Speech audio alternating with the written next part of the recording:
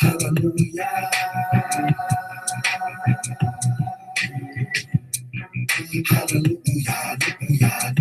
Original Hebrew Israelite programming, 24 hours a day, 7 days a week. MrHebrew1.com. Jump, man, bullshit. Ain't no white God for black people, nigga. They have military weapons and they know how to use them. The commander of those elite troops insists he can put this thing down within a few days. They're first-class fighters.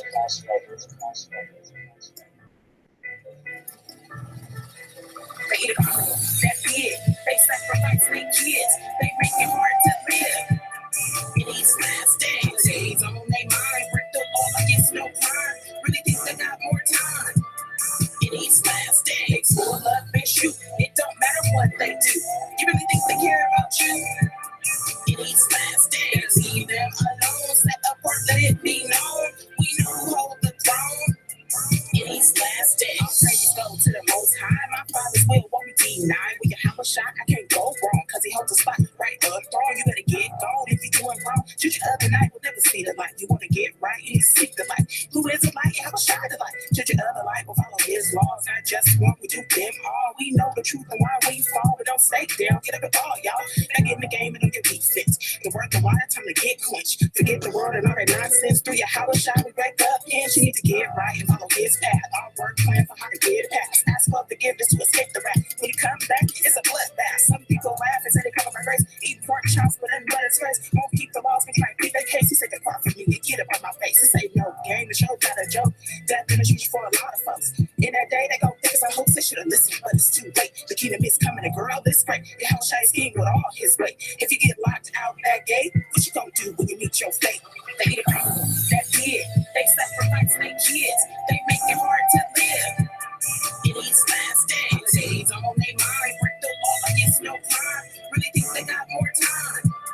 In these last days, pull up and shoot. It don't matter what they do. You really think they care about you? In these last days, leave them alone. Set apart, let it be known. We know who hold the throne. In these last days, we them daughters of Zion, and I'm a female lion. When your house shall come back, he gon' have a lion crying. Some gonna be tears of joy, some gonna be tears of pain. Some get the streets of gold, but the rest gon' feel the heat from flames. It's a reality, you live in a fantasy. I give you the truth, then you wanna get mad at me. You love a celebrity, but you hate the commandments. I'm out here under it, doing the work like a mechanic. Oh, don't panic, trying to get understanding. Repent for your sins, or you gonna end up damaged. My sisters, listen, stand at attention. We hold the family down, that's the mission. We support our heads, we not British. We not worried about money, we not daughters of Judas. We are Buddha, so the truth gotta come to you. My head cover, my dress long, giving praise to him, hallelujah. They eat it all, that's it. They sacrifice their kids, they make it hard to live. In these last days on their mind, break the law like it's no crime. Really think they got more time. In these last days, pull up and shoot. It don't matter what they do. You really think they care about you? In these last days, leave them alone. Set apart, let it be known. We know who hold the throne. In these last days, that's it. They sacrifice their kids. They make it hard to live. In these last days on their mind, break the law like it's no crime. Really think they got more time. In these last days, pull up and shoot. It don't matter what they do. You really think they care about you? In these last days, leave them alone. Set apart, let it be known. We know who hold the throne. In these last days.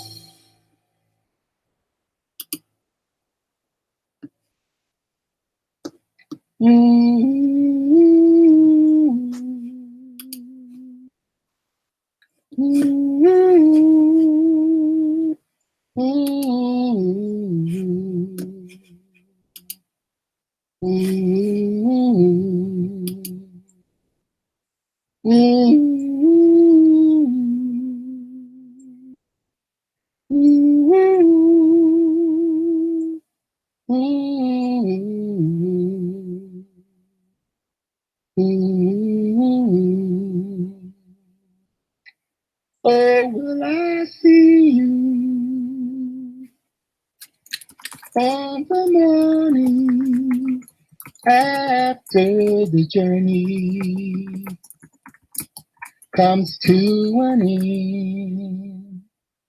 6,000 years has been a long time just to say shalom unto a friend. Oh, will I see you on the morning after the journey comes to an end? 6,000 years has been a long time just to say shalom unto a friend. Woo, woo, woo,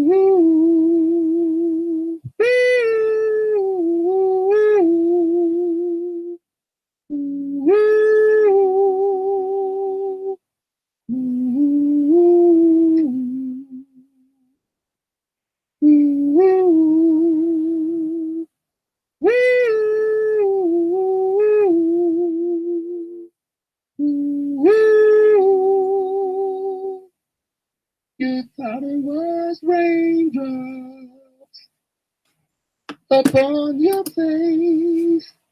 Don't you know it was angels' tears crying for the holy race? 6,000 years has been a long time just to say shalom unto a friend.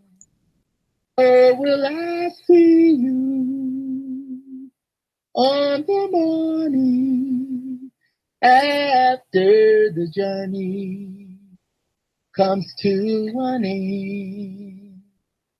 6,000 years has been a long time just to say shalom unto a friend.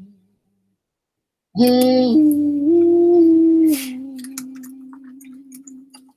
ooh, ooh, ooh,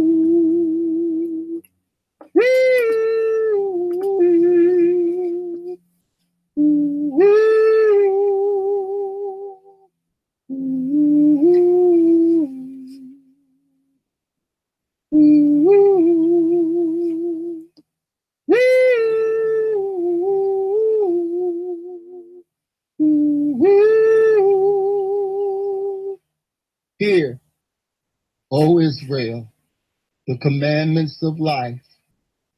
Give ear to understand wisdom. For if thou hadst stayed in the way of Yahweh, thy dwelling place would have been forever in peace.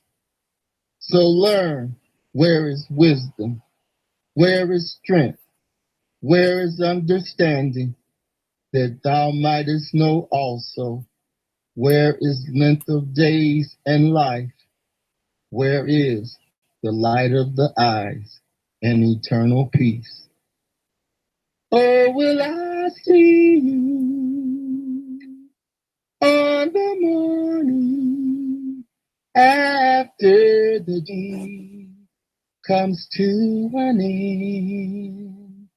6,000 years has been a long time just to say shalom unto a friend. You thought it was raindrops upon your face. Don't you know it was angels' tears crying for the holy race?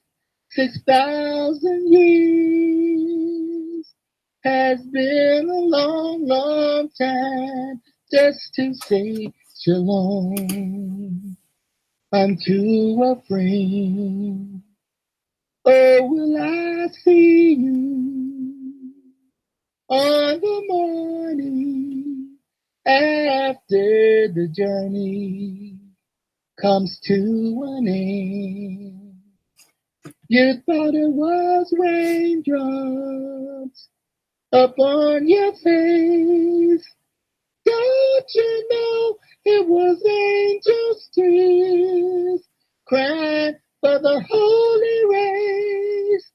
6,000 years has been a long time just to say shalom unto a friend.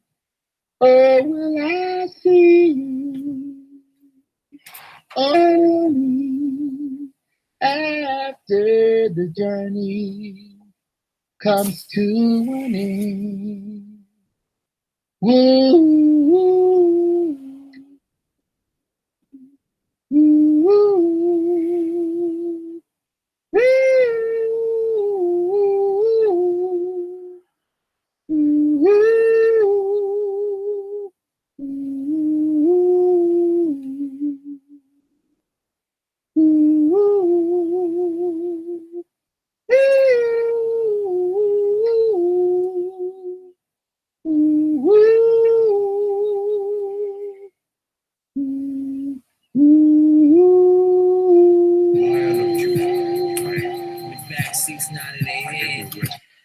All right. Shalom, family. I'm so glad you're all here. We're going to get started. And what you were listening to was Mr. Hebrew 1. I'll post, let me see. Some of you already know Mr. Hebrew 1, but he has an online live radio show. Pretty big following too, and Sunday mornings, they usually do a live talk show that you can listen to. And he starts, I believe, Central Time, 7 a.m. And he usually goes on until like 11 o'clock in the morning. So, it's quite a few hours. They allow people to call in. So it's something you definitely can enjoy, especially if you like that sort of thing, or and also the music that you can listen to is 24 hours, but I welcome all of you to the chat this morning. We're going to cover quite a few things that are going on out here. Oh, great, King Hebrew. Yeah, I've been listening to that for years, even before Jacob had the radio show, when he was on, what's that guy's name? The white dude.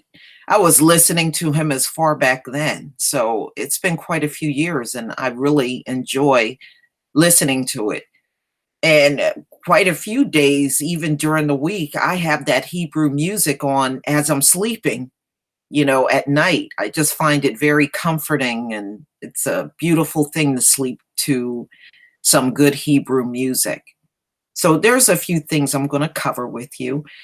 As you all know, I'm now doing presentations based on places and people in the Bible.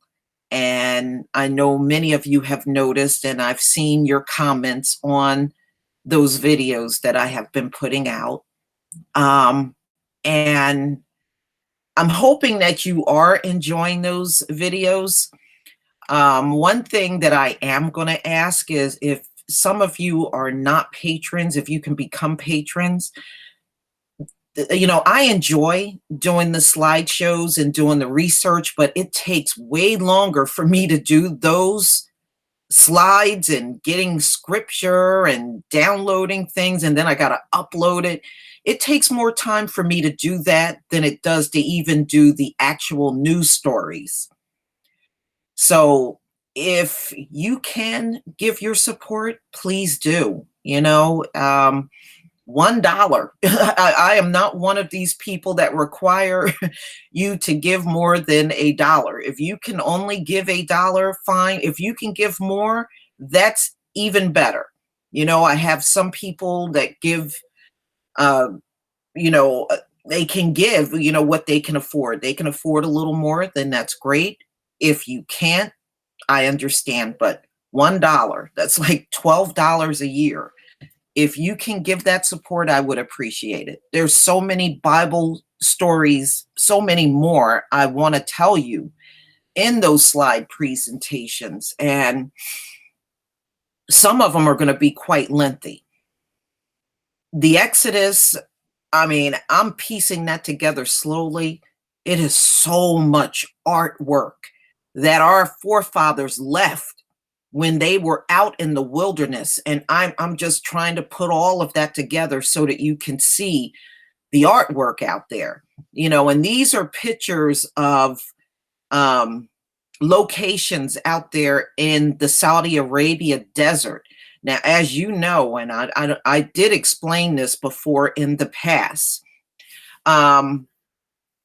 you are not even allowed to go back there. They got our ancestors' artifacts fenced in. And if you try to go back there, they will kill you. But see, this is all part of the world not allowing us to find out who we are. Remember, they're all these Gentile nations are in on us remaining ignorant. Okay? That is the biggest reason why they won't let us see these biblical artifacts back there, because they want you to remain ignorant and not know who you are. But we must learn who we are. We are in, thank you, Yoruba Gary. We are in the home stretch, y'all. It is critical that we wake up and know exactly who we are. It's critical. We are in a critical time.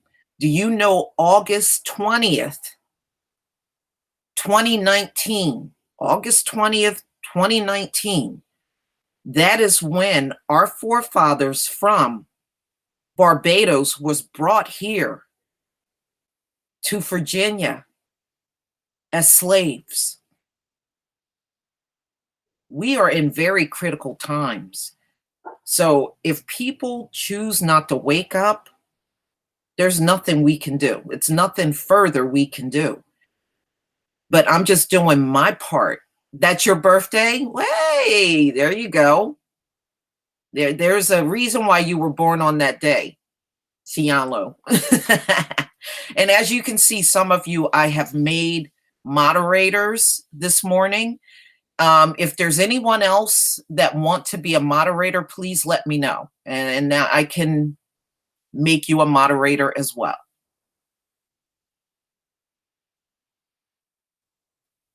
So, we're in critical times.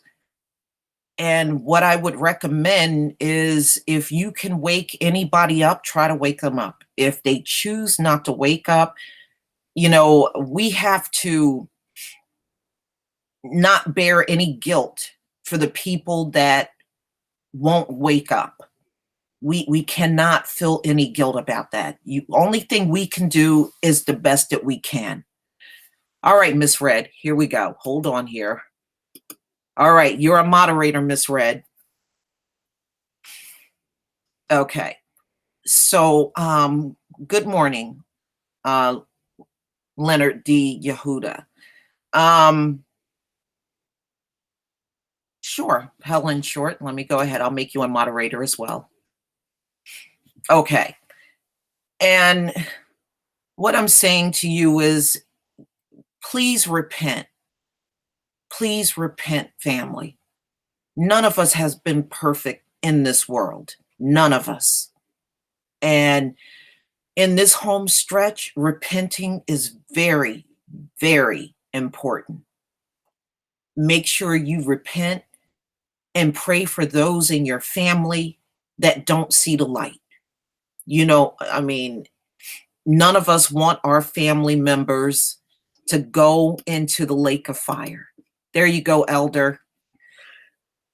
You are a moderator. None of us want to see our family go into that lake of fire. So pray for yourselves, repent. You can't repent for someone else, but you can certainly pray for them. And make sure you stay right with the Most High in these last days. That way he spares you from the judgment that is coming down on America. It's not just coming down on America, it's coming down on many of our own people that won't turn away from the church, that won't turn away from, a lifestyle that was never intended for us to live. We can only do our best, but you have to, we just have to do whatever we can. Do something as your part of waking people up. I'm doing the slideshows, but there's always something you can do. You can do scripture and talk about a few scriptures, but do your part in these last days in trying to wake people up.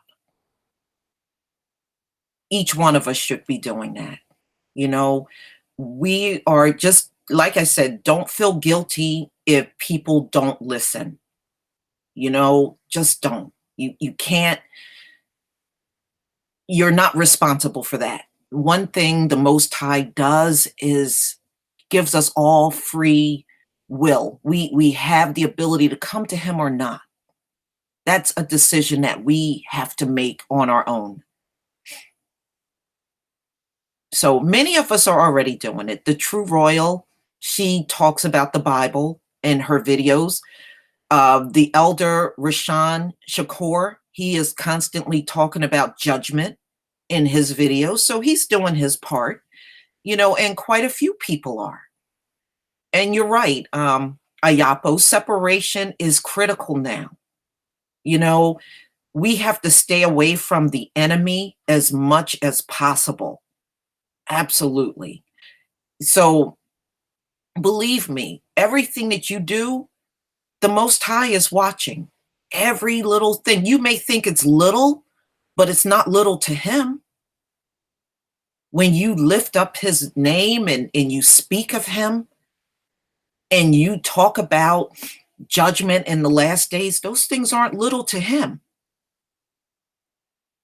So the more we lift up our voices, the better.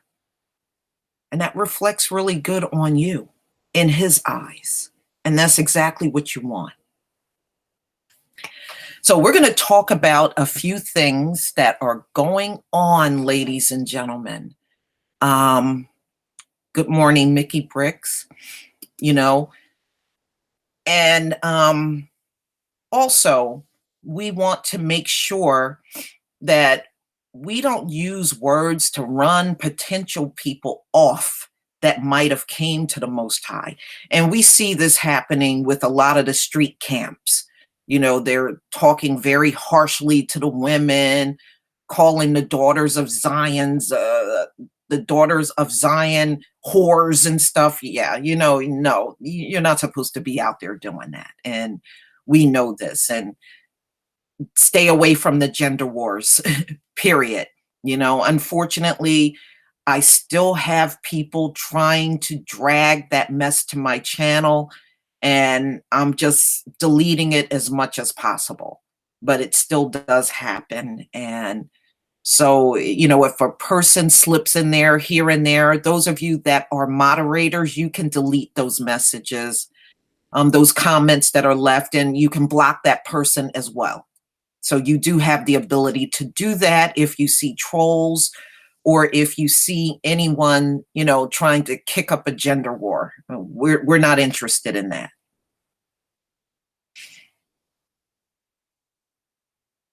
Yes, absolutely. As Mac, we got to turn to the Most High, just like, he was the protector during the time when our people were at war and in trouble in the Bible. We have to turn to him in that same way for his protection, for ourselves and our family. Okay, so we're going to get into some of the things that are going on in the news. Now, those of you that been following my videos, you saw my video on Jeff Sessions. Now, the reason why I jumped on those videos is because, don't lose sight, we were taught during the crack epidemic to just say no. Just say no, right? Now, Jeff Sessions is heavily promoting this, just take a few aspirins. So that's why I'm jumping on that. So, if just say no was good enough for us, take a few aspirins and shut the hell up is good enough for them. So, yes, I'm going to ride that coattail out. You best believe I am. And they're fuming mad at Jeff Sessions right now. Oh, they are mad at him for not understanding why they need to be on opioids and why they are in so much pain. Where was all this understanding during the crack epidemic? Okay, where was it? It was non-existent, period. And no, I'm not going to jump on the bandwagon. And, oh, no, it's wrong. No. If just say no was good enough for us, it's good enough for you. 2 aspirins are good enough for you. Okay. So I'm not sweating it. I'm not worried about it. I don't care if they get mad. And a couple of the trolls did get mad when I posted those videos. They did get mad, and I don't care. I don't care. Yes, I am Queen. I'll go ahead and mod you. All right. Anybody else before I get into any other stories that would like to be a moderator? Please let me know. Anyone else?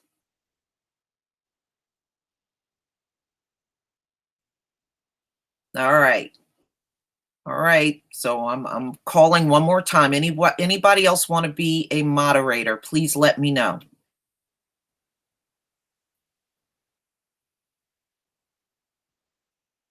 All right. Now, oh, Crystal. All right, hold on.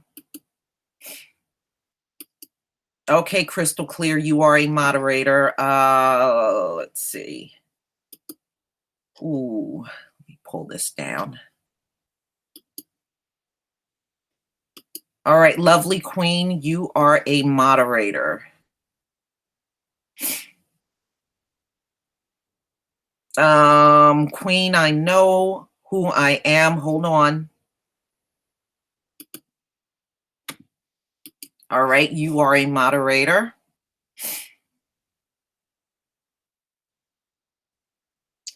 No, but every now and then I have done hangouts and trolls did come in. So it does happen. It happens to all of us. You can't be a Black YouTuber and not experience trolls. It's just impossible. Mickey Bricks, I'm going to make you a moderator. All right. All right, y'all. All right, I don't see anyone else. So we're going to go ahead and get started. All right.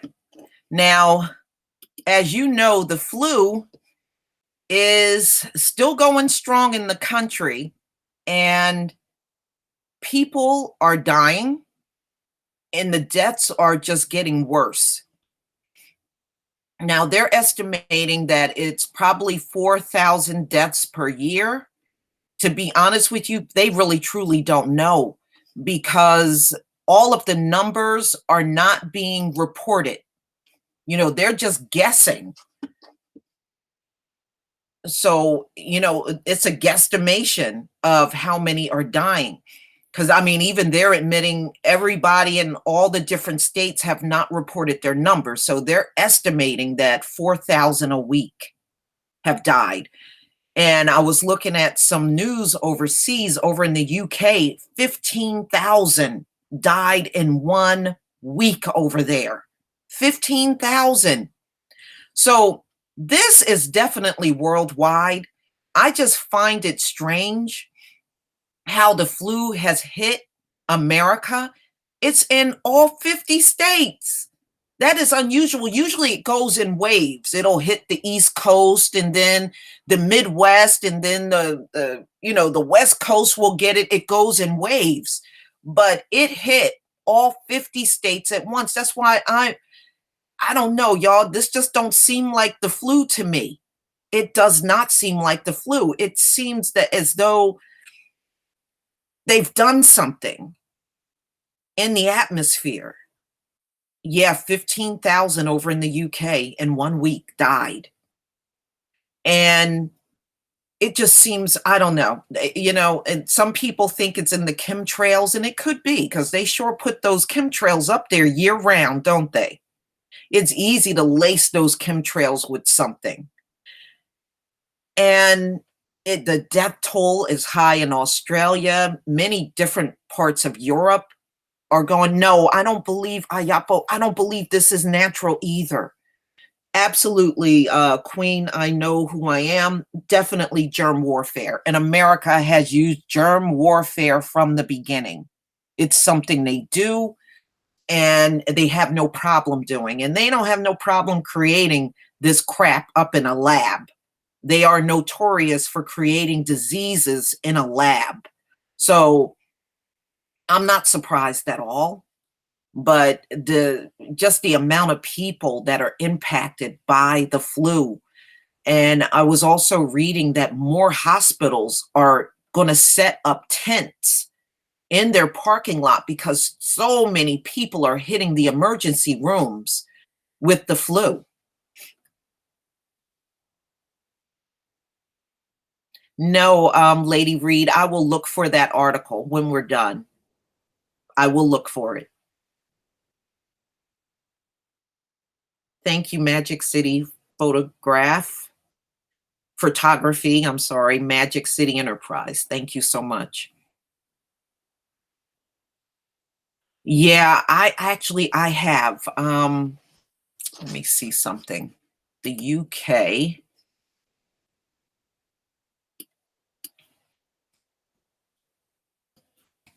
Let's see if I can pull that up.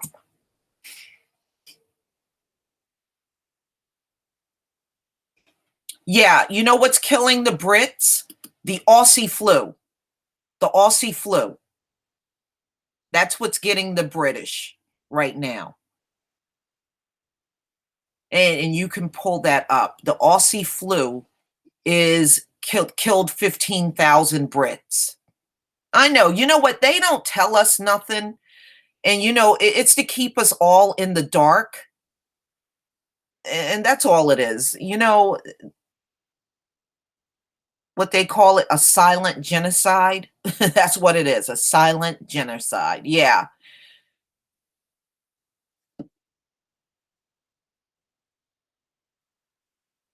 And, and of course, they're still heavily promoting. Hi, Andre. They're heavily promoting the flu shots. So again, stay away from that stuff. Stay away from it. Even Mike Adams tells you, his stuff is toxic. You don't want it. And I have to agree. I don't agree with him on everything, but I do agree with him on that. Yeah, population control, King Hebrew. And you know what?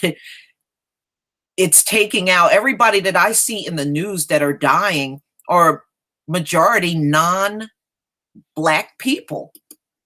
Most of them are non-Black people. I haven't seen that many Black people in the news dying from the flu. Most of the children that I've seen that made the news are white children. Yeah, well, he's going to let them destroy themselves. Vanetta, I mean, he's going to let them destroy themselves. And that's exactly what they're doing, especially with the opioids. They are literally destroying themselves.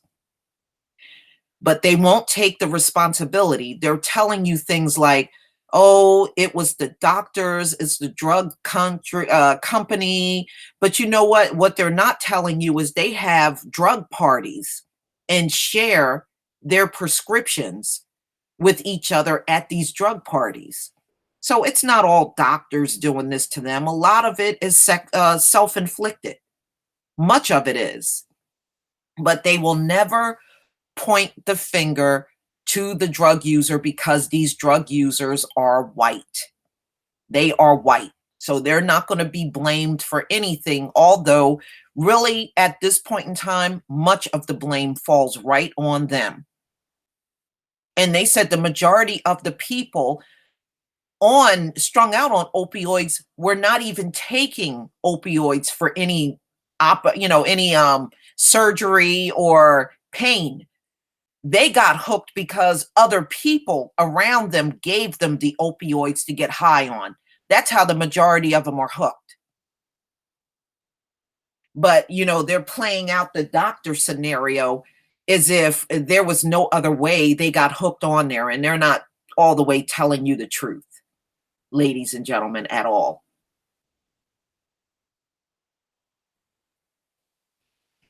Well, you know what? They are number one in all drugs, Andre. They are number one in, all types of opioids, fentanyl, all of that. And white people are also number one as far as alcoholism is in this country as well. I guess privilege also brings destruction, plain and simple.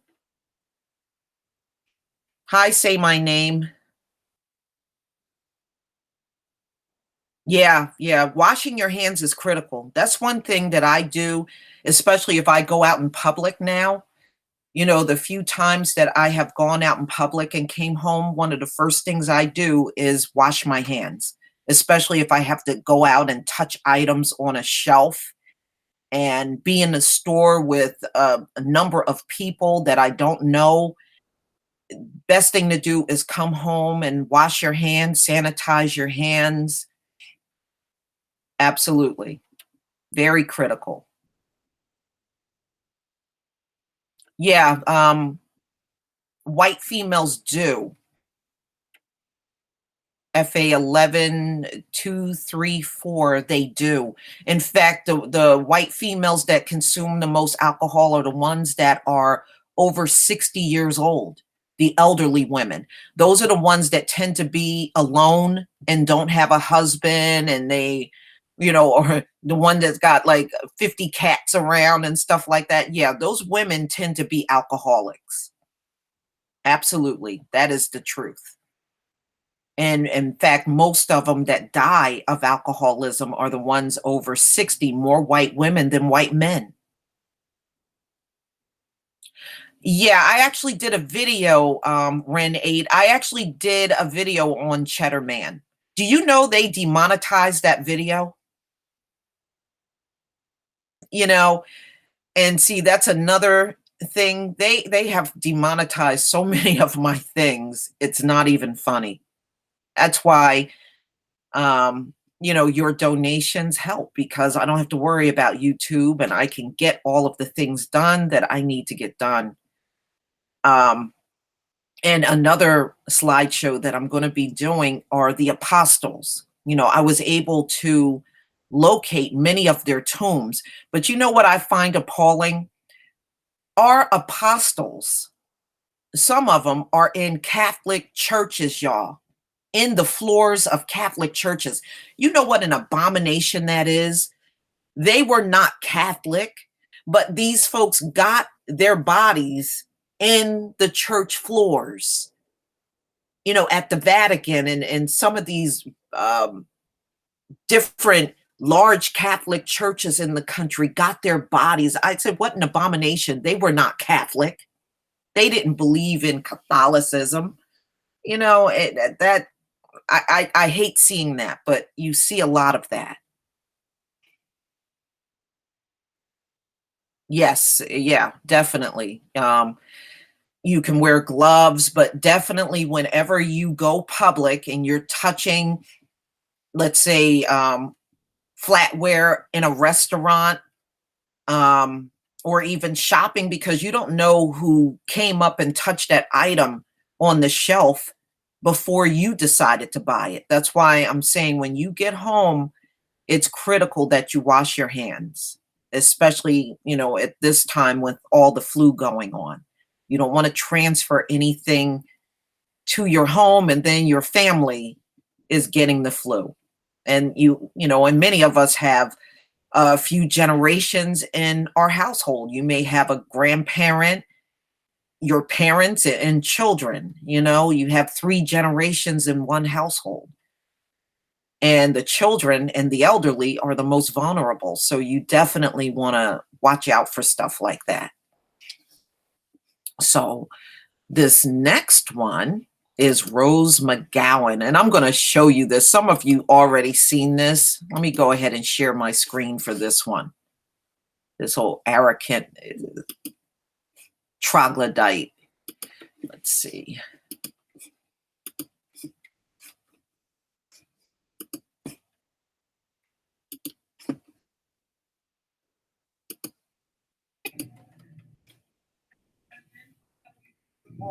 Trans women are dying. And you said that we, as trans women, are not like regular women. We get raped more often. We go to domestic violence more often. A trans woman was killed here a few blocks. I have been followed home. So have I. So have I. So have I. We're the same. My point was we are the same. There's an entire show called ID Channel, a network dedicated 24 hours a day to women getting abused, murdered, sexualized, and violated. And you are too, sister. It's the same. Violence, and you do nothing for them. Trans women are in men's prisons. And what have you done for them? What have you done for women? Lots of things. I've done lots of things too. You don't know my life. Don't sit down. Sit down. Sit down. Enough. Get lost. I am a woman and trans women. Congratulations. So am I. Genocide. This is the AIDS crisis all over again. And it is white, cis, Shut up. You're so boring. White, cis, Don't label me, sister. Don't put your labels on me. Don't you fucking do that. Do not put your label on me. I don't come from your planet. Leave me alone. I do not subscribe to your rules. I do not subscribe to your language. You do not put labels on me or anybody. Step the fuck back. What I do is for the fucking world, and you should be fucking grateful. So shut the fuck up. Get off my back. What have you done? I know what I've done. God damn it. Love you. I'm not worried. I'm fucking mad at the lies. I'm mad at the stereotypes. I'm mad that you put shit on me because I have a fucking vagina and I'm white or I'm black or I'm yellow or I'm purple. Fuck off. All of us want to say it. I just do. God damn. No, it's not. Women do know. That's why they kept quiet for so long, because it takes so much fucking energy. And for you to stand up, thank you. Trans women are women. What I've been trying to say is that it's actually identical. The stats are not that dissimilar. You break it down, it is a much fucking smaller population. There's not a network, however, devoted to your fucking death. There's not advertisers advertising tampons as a camera goes lovingly up a girl's body as she's being fucking raped and strangled. Piss off. And until you can collect that fucking check, back up. My name is Rose McGowan, and I'm obviously fucking brave. God damn it.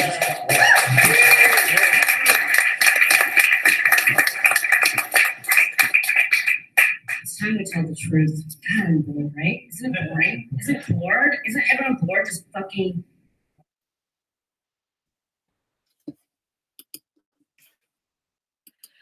Do you see the arrogance in these white bitches? Now, what has she done for the whole world? What have done for the whole world? What have she done for the whole world? Seriously, this is nothing but their arrogance talking. It's nothing but arrogance, y'all. You know, they want to be praised for breathing. That's what that's what this entire race of people want. They want to be praised and bowed down to for just getting up and breathing. It's nothing but arrogance. And yeah, she is a con artist. And do you know she's using our Black Power fist and trying to use that for herself and her movement? You know, always hijacking things that Black people do. always hijacking. And then her comment about trans women are real women. No, they're not. They're men. No, they're not. And if they are being followed home, they put themselves in that position. They chose to dress up like a woman and they're really a man. So, but yeah, you hear the arrogance. That's the kind of arrogance we hear from them all the time. I've worked so hard. I've done so much. These are words that come from arrogant people and got away with their arrogance for centuries when indeed they have done nothing. But what did she do? Get on a platform and run her mouth? What did she really do?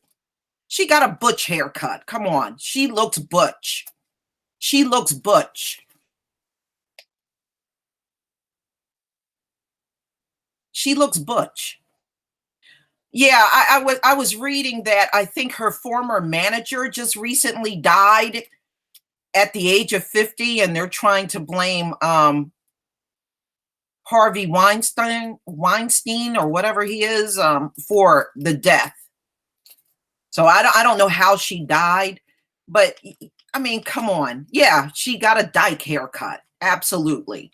You know, but what does this woman, what has she done for the world? She's up there screaming, I've done so much for the world. What did she do? What did she do? We have seen Black activism that have done far more than this chick. And they don't even get a fraction of her fanfare. She gets it because she's some white chick. Let's face it. We got Black activists that have gone out in the streets and have died.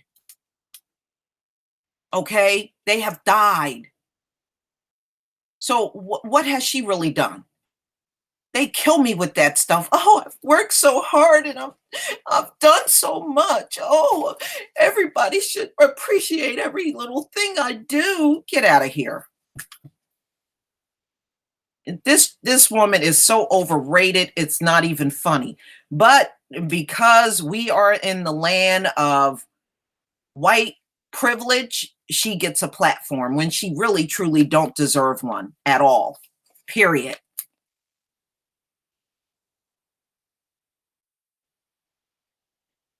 Yeah, yeah. You know, I've seen better activism 40 years ago, even during MLK, Malcolm X, MLK, and so many more that came out of those movements. The Black Panthers, trust me, they've done a lot more than she could even do if she was here another 10 years. Yeah, Sonny, spoiled and overrated. That's what they are, spoiled and overrated. And they all walk around with that attitude that they've done so much and they haven't done shit. Well, you know, personally, I don't know how she even got a career. You know, when you look at half of these people in Hollywood, I don't even know how they got careers because I would say the vast majority of them shouldn't even be there. Exactly. You know, Duma S. The Black activists have done far more than this chick. I mean, they traveled, they put their lives at risk. They couldn't stay at certain locations back then. You know, they didn't take Black people in every hotel in America. So believe me, they put their lives on the line a lot more than she ever could imagine. That's why I don't support her and I don't support her movement.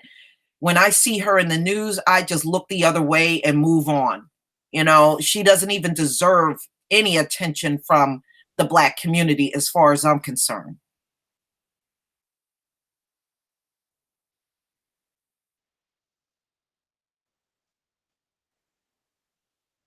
Thank you, Letty Pat. Thank you so much, darling.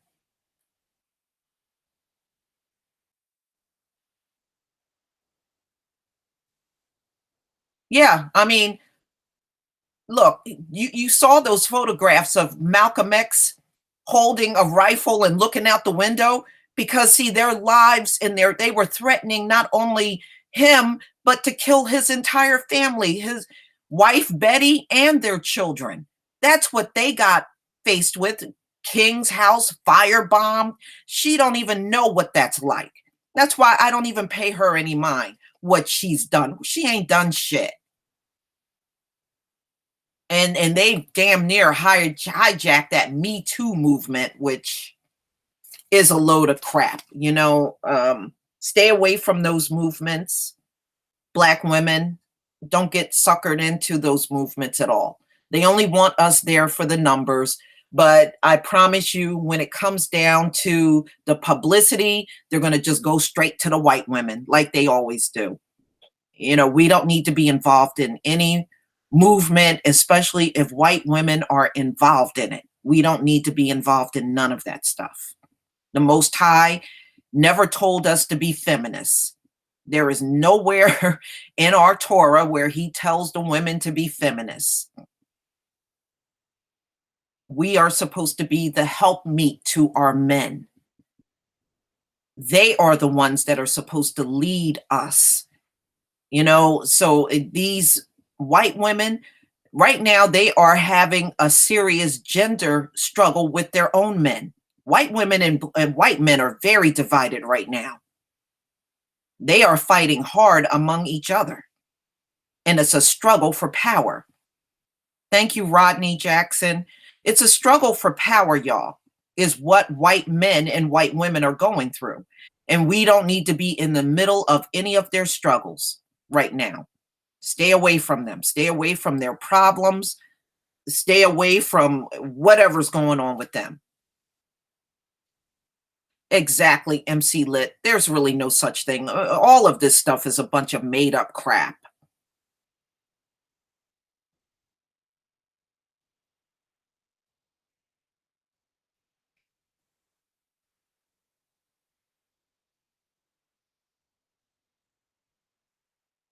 Yeah, they're June Williams, they're going to continue to steal from us. They steal our slang. They steal everything. They even want to behave and act like black people, if you notice. They'll even use our mannerisms and everything. What's that? They want to be black, but don't really want to be black.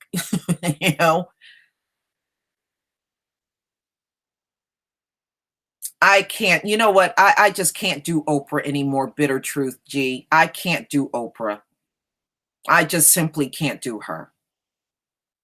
I let go of the Oprah thing. I have to admit, back in the day when she was big on TV, I would get a glimpse at her shows here and there.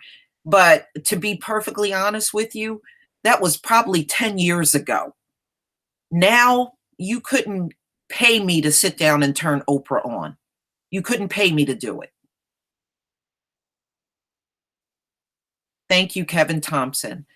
Oprah, I don't relate to her. I don't relate to her at all.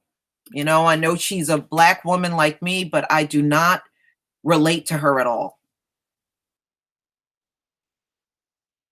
And I think what turned me off about Oprah was when she opened those schools in Africa, and she know how in need those children were in Chicago, where she came from.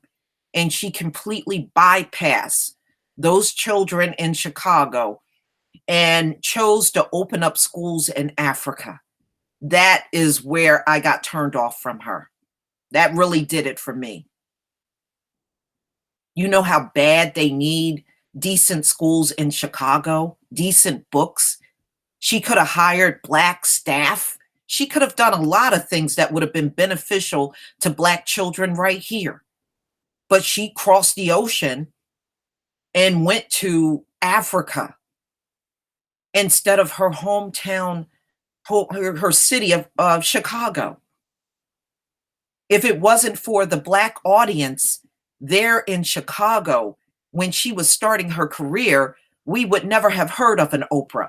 It was because she got the support of the people there is why she is where she is today. I can't respect her for opening those schools in Africa. I mean, yes, I believe the kids over there have needs, but your ass was born and raised here in America. Yeah, they're closing schools in Chicago. It would have been a perfect time for her to open up some schools, even if she made them private schools in the cities where the kids could go and get a decent education. But instead of doing that, I don't respect what she did.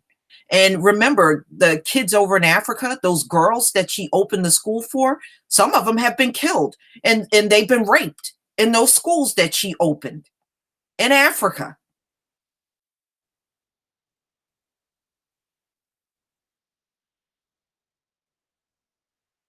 Yeah, I'm not big on Oprah either, Ayapo. Not, I wasn't really big on her back in the day. Every now and then she just had some interesting shows on that I watched, but it was never one of those things where, our back in the day of the VCR where I recorded her show and then ran home and watched it. It was nothing like that.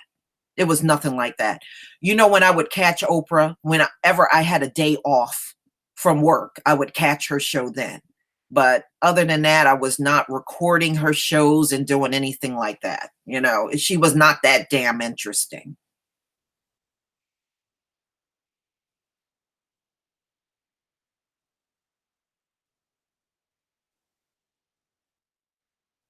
Yeah. You know what, Vanetta, you brought up a great point. Celebrities are never going to be our way out of oppression. They're just not. I don't look to any athlete. I don't look to any celebrities because you're going to be disappointed. They are not our way out of oppression. They're not. Other groups of people are not our way out of oppression. Hispanics, this black and brown coalition, that is not our way out of oppression, y'all. It is not. It is not our way out of oppression.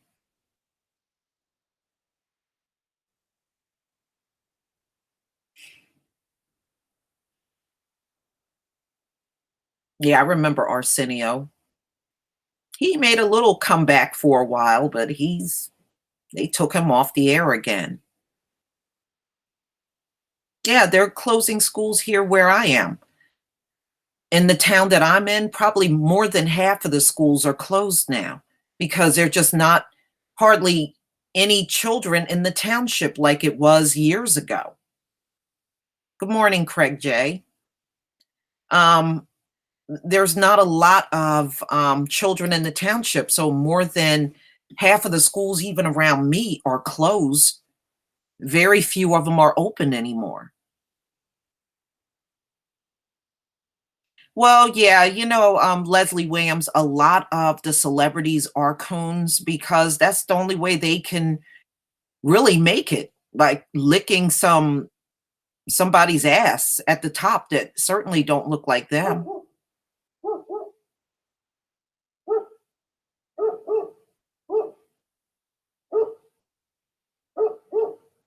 Oh, absolutely.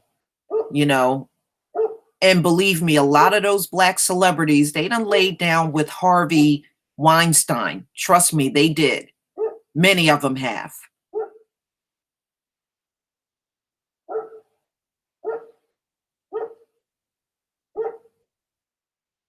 Yeah, yeah, they're your modern day Sambos.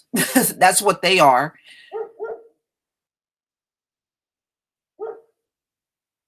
And plus, I don't respect the way when things happen in our community, especially the police shootings and deaths, the celebrities are just too silent.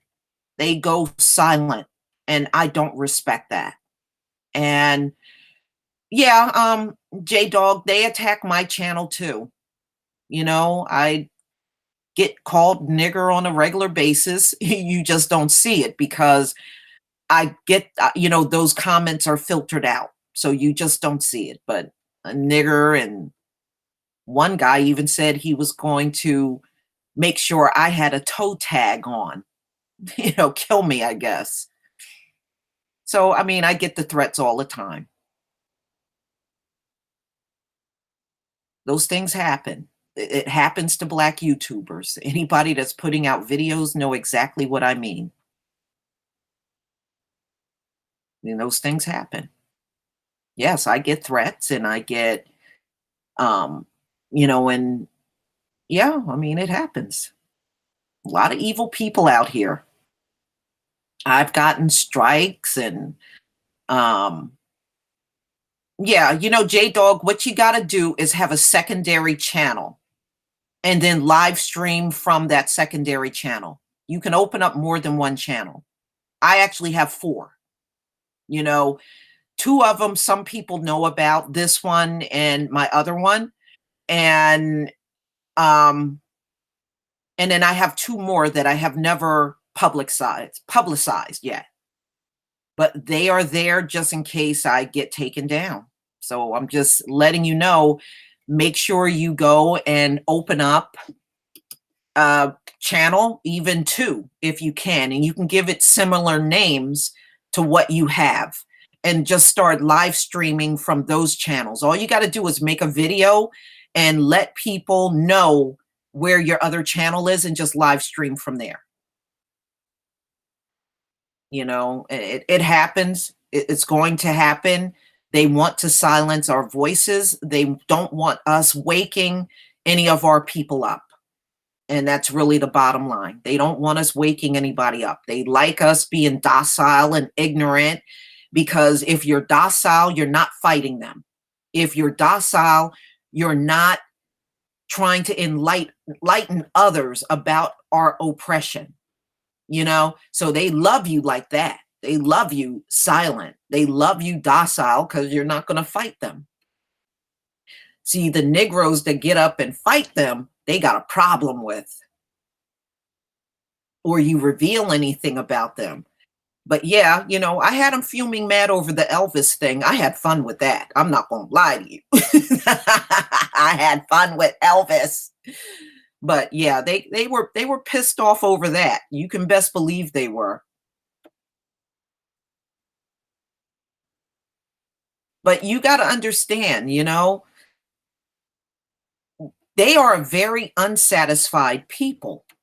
Despite the fact that they got all of the privileges and all types of preferential treatment and perks. I even found out white people didn't even have to buy cars in this country, y'all. They didn't have to put a dime out to get a car.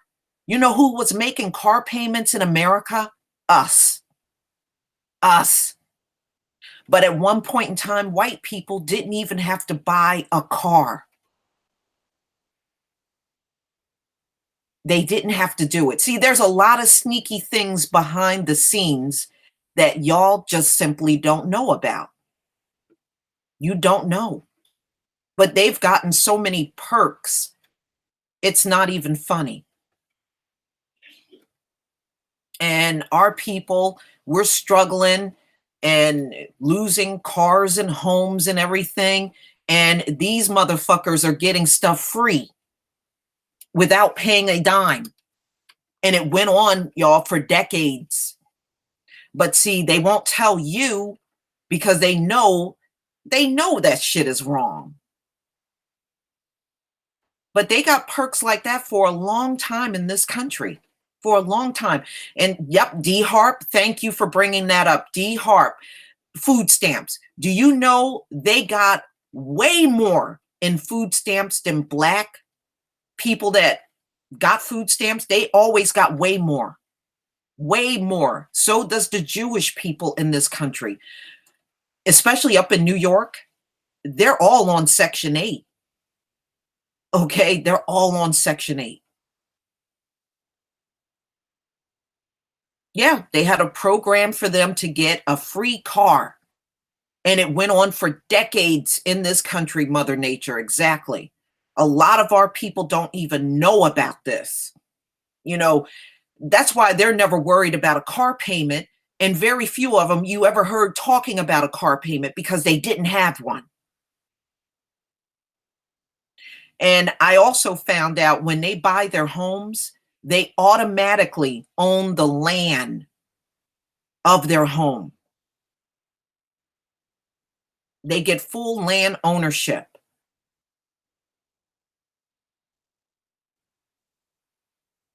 Yeah, yeah. Many of us have paid for cars for years, Jada T, and struggled to make car payments. And here these crackers are sitting side by side with you on a job and got a free goddamn car. And some of them will tell you. And I used to wonder where they were getting all this money from, because some of them would even tell me, "Oh, I get a free car every year. I get a free car." Now I know why, because they did not have to buy the car. I had a few of them tell me that. "Oh, I get a free car every year." Several of them told me that I used to work with. And I was like, "How the hell can you afford a free car every year?" Because they're not paying for these cars.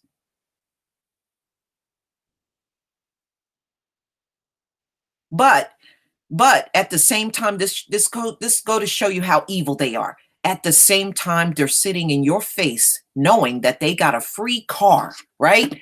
Knowing that they got free SUVs, free trucks, free cars, right? And at the same time, they're sitting in black people's faces talking about, "We're lazy. We don't apply ourselves. We don't work hard enough." What an insult. They got the nerve to speak to us like that, and they've had all kinds of perks like this in the country. But look you in the face talking about you ain't working hard enough and applying yourself. What a damn insult. They didn't have to apply themselves over nothing. They've gotten so many things for free, you can't even imagine. So many things that you are struggling for, they got the shit for free.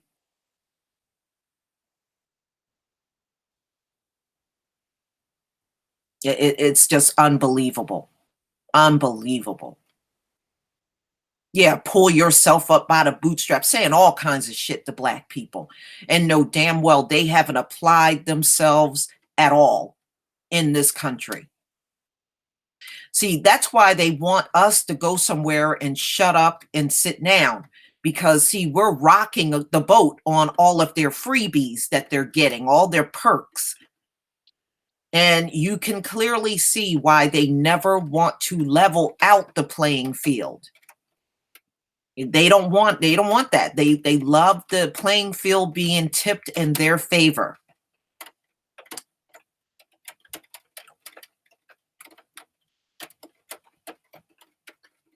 Absolutely. That's how it is.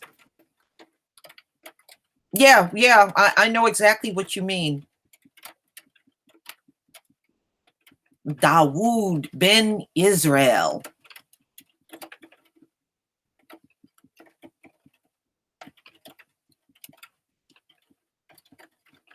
You know, yeah, we work our ass off and we get the lowest pay, and they literally come in and collect a paycheck, and they're not even lifting a finger nearly as much, but they claim they're working so hard.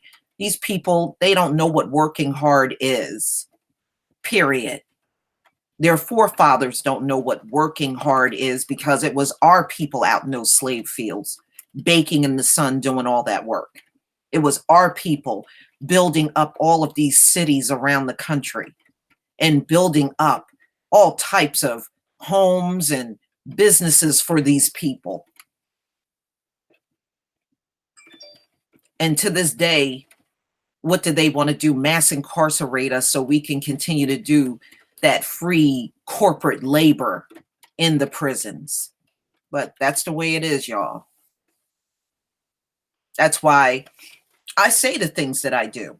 Because, see, I know all of the freebies and stuff they have gotten in this country.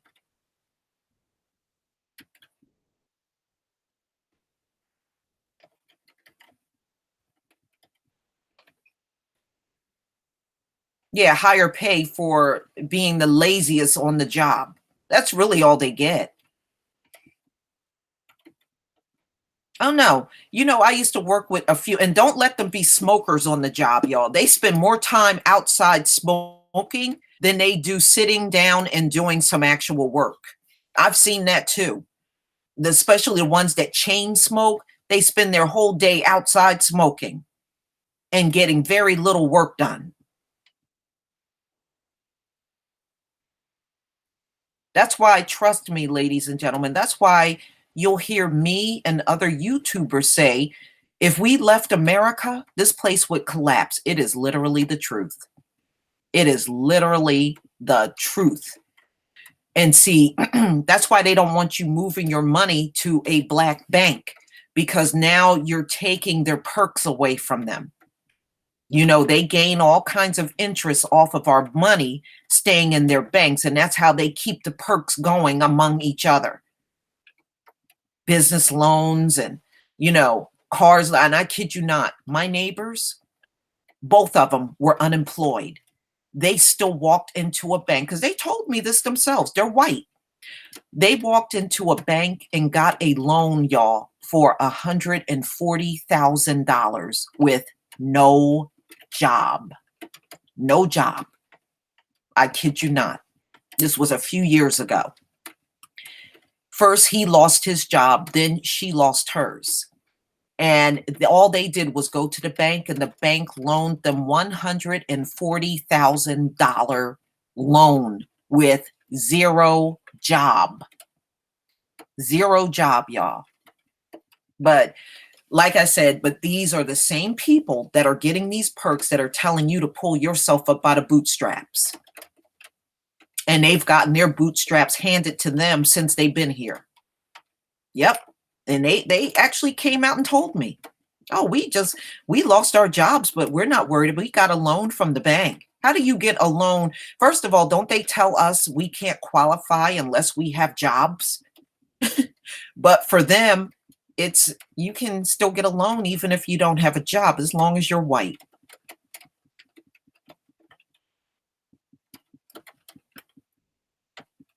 But yes, no, they won't give us anything, even if you got good credit. If you walk in the bank right now with good credit and say, I want to start a business, I want to open up a store in my neighborhood, they won't give you the loan.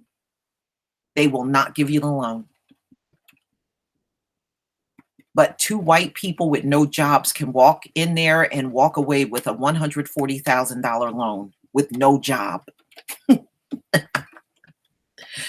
Woo! Yep.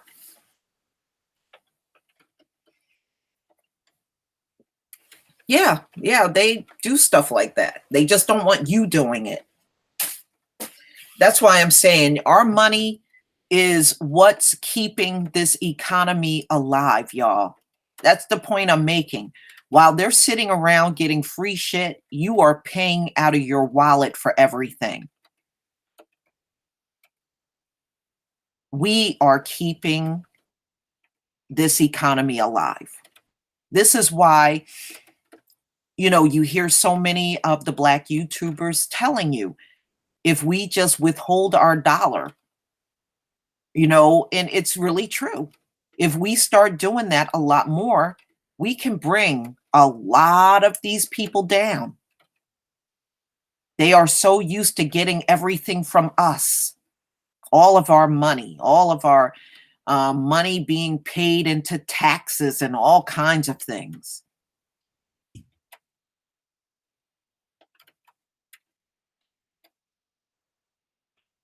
Hi, Gaddafi, Ra'el. Yeah. You know, exactly. Miss B Life, you know, just all of the money that we paid in taxes and did not get police protection. They owe us that, as far as I'm concerned, for reparations.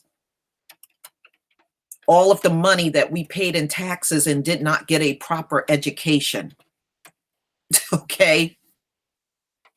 All of that, give that back. We don't have to go back to slavery. We can go based on what's going on out here right now. Okay, J-Dog, I see your backup channel.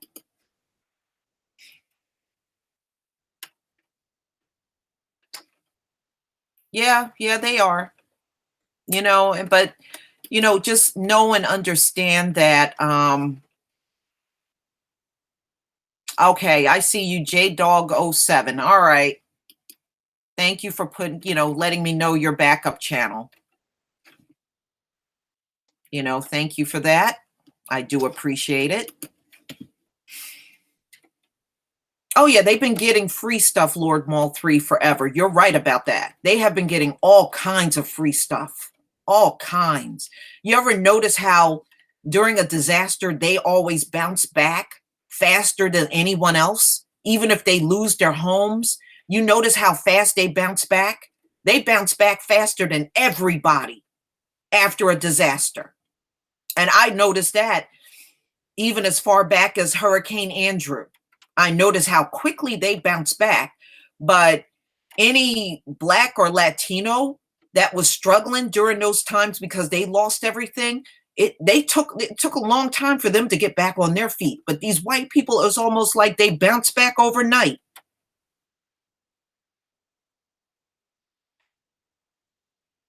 Yeah, well, their system is dying, S. Wiseman. It is. It is. It must die. It must die. You know, that's why the Most High is getting their butts out of here. That's the only way to resolve this whole thing. You know, I mean, let's face it, they're not going to step down voluntarily. They're going to have to be ripped out of here.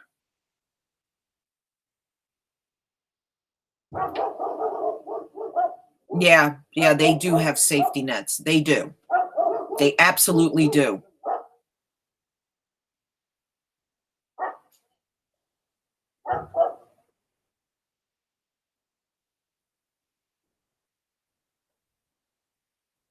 Yeah, exactly. Sandy. I lived through Sandy, J.M. Clinton. I lived through Sandy. Let me tell you, you guys, what they did in the state of New Jersey. After Hurricane Sandy hit, there was a lot of people that lost their homes, especially the beachfront homes, those $1 million homes that people rent out and make a ton of money. What they did was the white people that lost homes or their homes were so badly damaged they could not stay in their homes. You know what they did? The hotels in New Jersey took the white families in. Took the white families in, y'all. 3 meals a day, hotel room. They got to stay free of charge in the hotels. And I'm talking about the big name hotels. I'm not talking about the little motel rooms. Big name hotels took all of these white families in and provided meals and everything they needed free of charge, y'all. Guess what they did with the Black families? You had to struggle. We saw it. We saw it here in New Jersey. We saw it. They took all of the white families in. They didn't take the Black families in that lost their homes. They didn't do it. Black families had to do whatever we could to recover from it. But that's what they did in the state of New Jersey.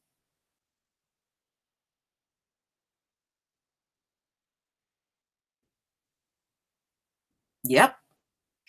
So,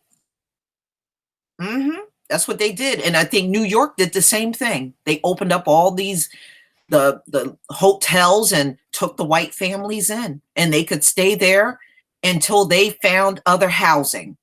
They could stay there as long as they did not have a home at all. But that's what they did. That's what they did here in New Jersey. Yeah. If Black families needed the hotels, they made you pay. If white families needed the hotel after Sandy, they got to stay free of charge. So we see, we see the imbalance in all the BS.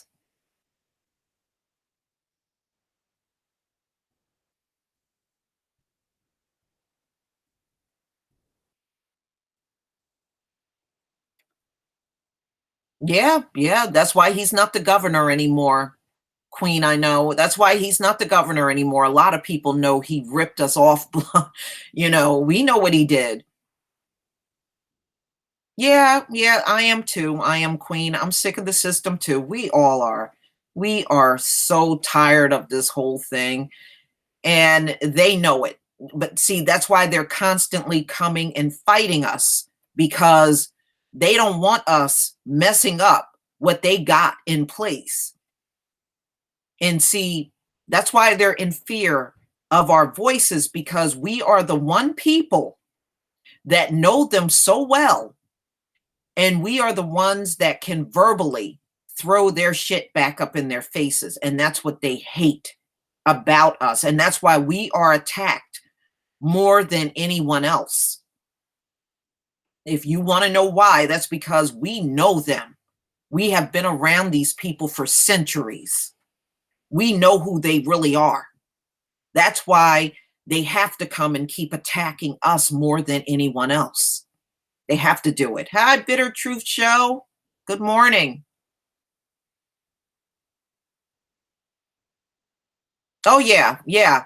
You know, Andre, I was hearing the stories during Hurricane Harvey in Texas, how not only were they passing the black people by to rescue white people, they were calling them racial slurs, calling them niggers as they were passing by in the boats and everything. And I was reading those stories and hearing about those stories on YouTube. But that's what they were doing. When they were going in the rescue boats, they were going past the black people and calling them niggers and picking up white people. So we know they do these things. Come on, it's not new. It's been going on for centuries.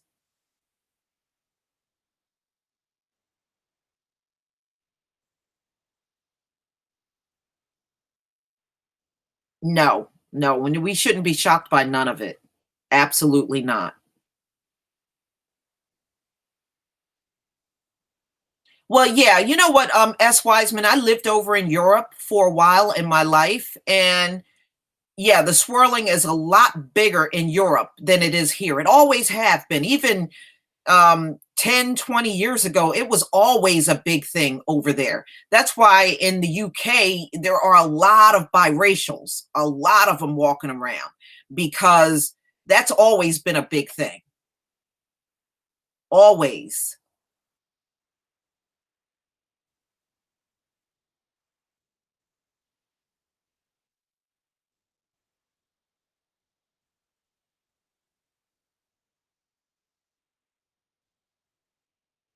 Yeah, well, you know, that's why during disasters and even this coming hurricane season, we got to always make sure we have non-perishables around. You want to definitely have that in your homes during the entire hurricane season. Make sure you have plenty of non-perishable food.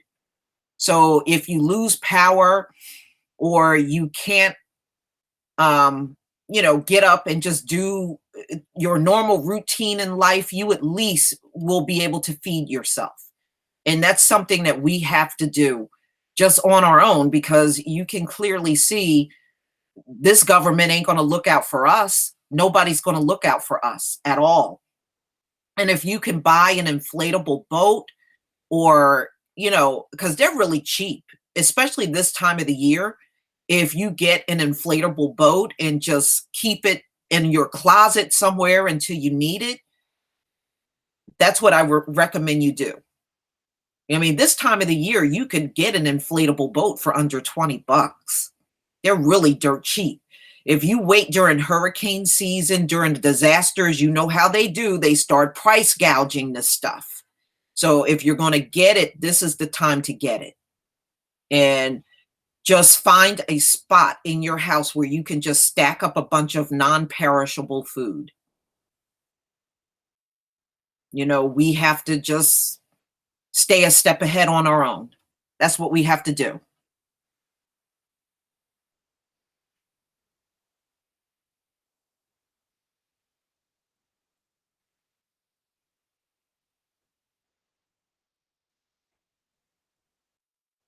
Well, you know what? That's I used to believe that too. JHT.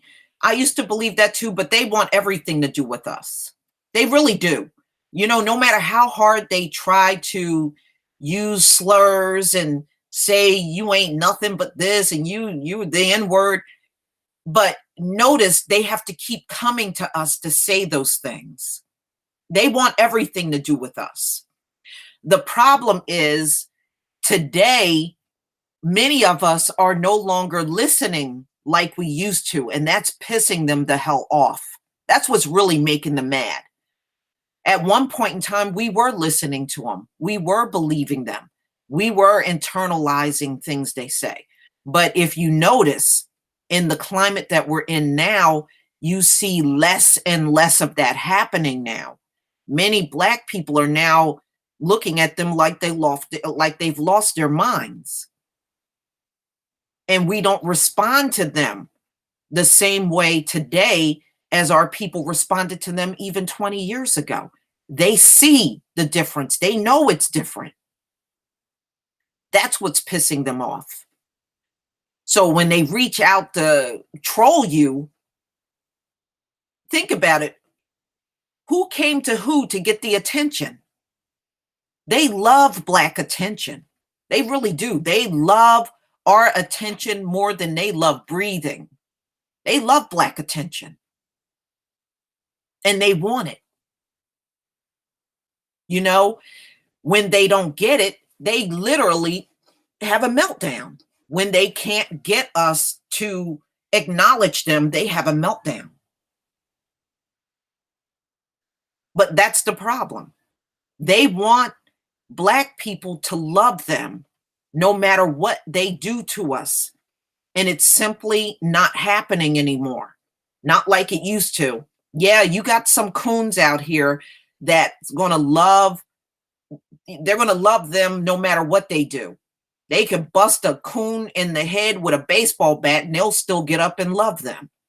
But now they're seeing in us that it's not that way anymore. They actually see the changes in Black people and it's scaring the hell out of them. It does make a difference on how we react to them.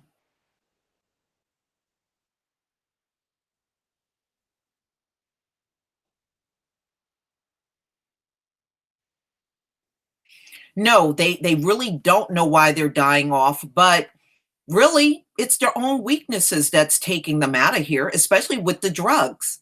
They can't overcome the addiction. They can't. They cannot overcome their addiction, y'all. And that's a flaw in them, a clear flaw. Well, HR 1242, here's the thing. They are going to push that off as if they gave us reparations, and it's not real true reparations. Never accept anything as reparations that don't have any funding behind it, ladies and gentlemen. If it don't have any funding, don't accept it as reparations, plain and simple. Acknowledging slavery and commemorating it, that's not going far enough. It's not for everything that we've done in this country. It does not go far enough. It's not good enough.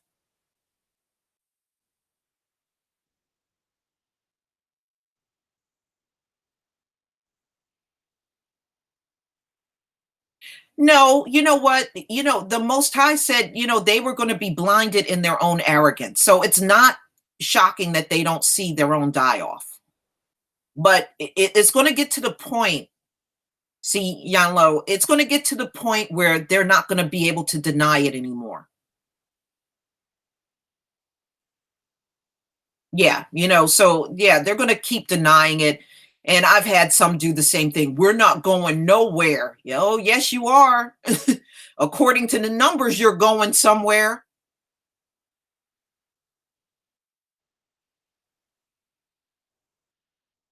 Yeah, well, they're arrogant like that. Just like, remember the one video where that city councilman, I think somewhere out in California, told the people Obama was your reparations? No, never. Let me tell you something. Everybody that got reparations always got funding. Okay. So as long as they don't give up the funds, never accept it as reparations, plain and simple. If they don't give us funds like they've given everybody else up in this bitch funds as reparations, don't view it and look at it as reparations ever. I don't care if they keep saying it. Don't look at it that way. Holocaust didn't even happen in America. They get reparations from America even to this day. Okay. And no, that's giving us some commemoration and nothing else. No. How about letting us have business loans so that we can set up businesses within our community? So without funding, no, I don't accept it as reparations.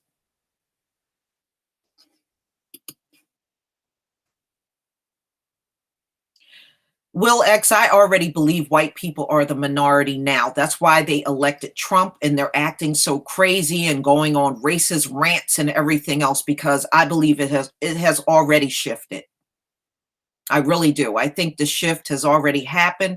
They're not acting out like that for no reason.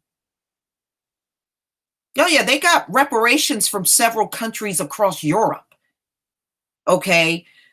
They have gotten reparations all across Europe. And I recently found out Mrs. B Life, they even get reparations from South America. Okay. Ain't a damn thing happened in South America. So no, no. So anything they give us, if it don't have the funding behind it, I don't want to hear it as reparations. I don't view it as reparations, and I'm not going to.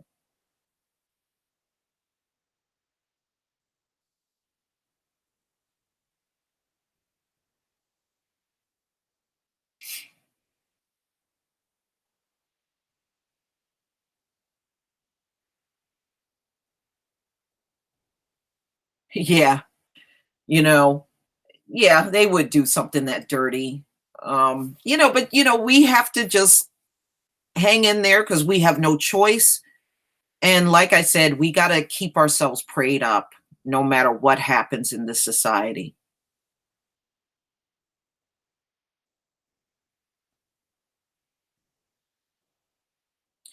No, the bottom line is the Most High already told us we will not leave out of here broke.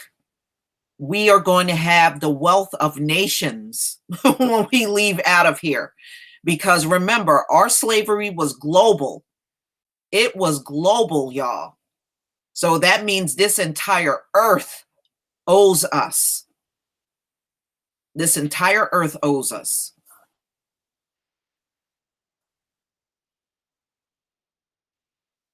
So yes, we are going to leave with the wealth of nations.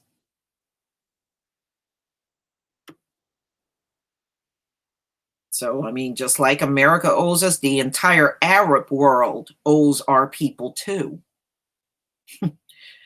They all do.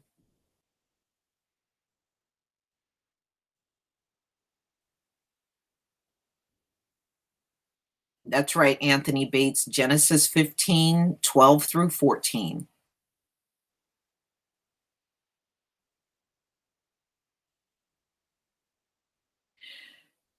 I think it's going to get so bad. You see, West Virginia got the National Guard in there. I think Huntington County, West Virginia. Believe me, more counties are going to get them too. That's just the beginning. But that just go to show you how bad they are dying off. We ain't even getting a fraction of the true numbers, y'all. We're not getting a fraction of it.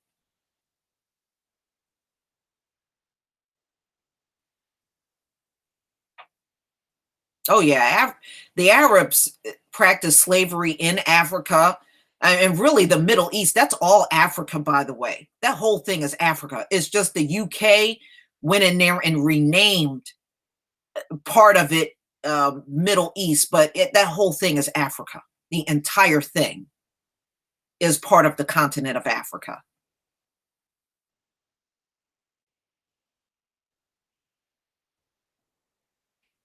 Yeah, King Leopold. But you know what? You know what really sucks about that? The Moors helped King Leopold do that shit. The Moors have really stuck a knife in our backs. So even in Africa, a lot of those Moors were right there helping white people capture us in Africa. A lot of them did it.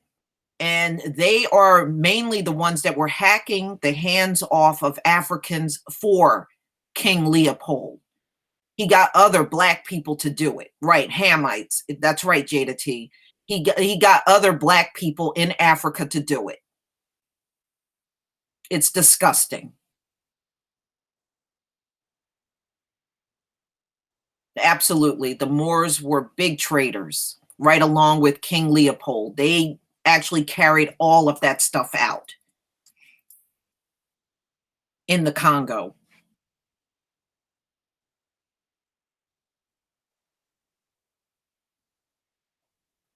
Yeah, Yvette Reed, very serious. The Moors did that. Those hacking off of hands and feet, they did it on the behalf of King Leopold. See, King Leopold knew who to use in Africa, and they paid the Moors to do that shit to our people.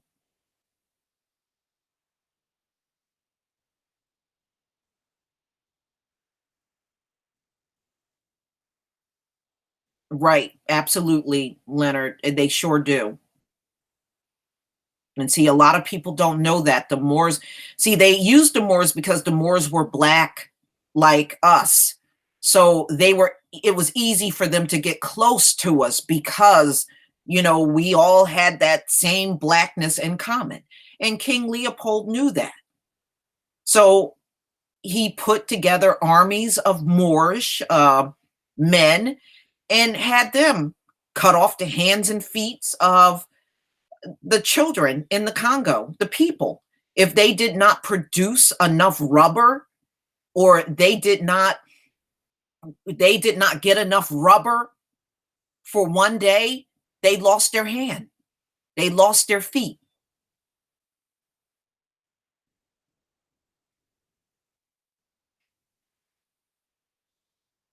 And that's how we got treated here in the US, not so much the hacking, but if the slaves did not produce enough in one day, they got beaten, sometimes killed.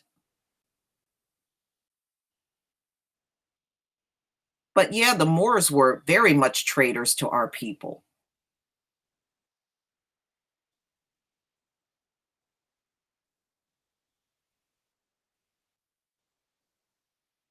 Yeah, I mean, look, we have been betrayed by damn near everybody on this planet, y'all. It is just a reality. We have been betrayed by everyone. That's why I'm never down with forming coalitions with other groups. I'm never down with that mess. Never down with it.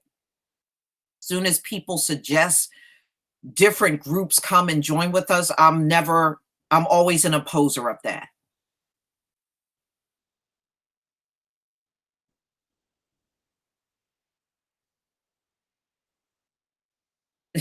What, bitter truth show? What do you mean? So I should be beaten? You mean, are you talking about your job?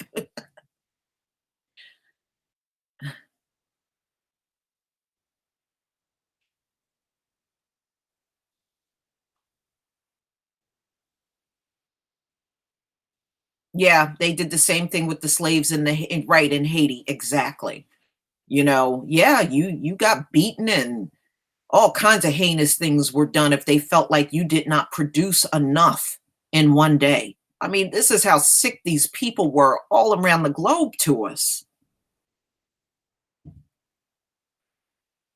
Well, the Moors got kicked out of Spain. They got kicked out everywhere. In fact, all over Europe kicked the Moors out. That's why it's under white rule to this day, because all of those places that you see whites ruling, that's where Moors were, including in Russia.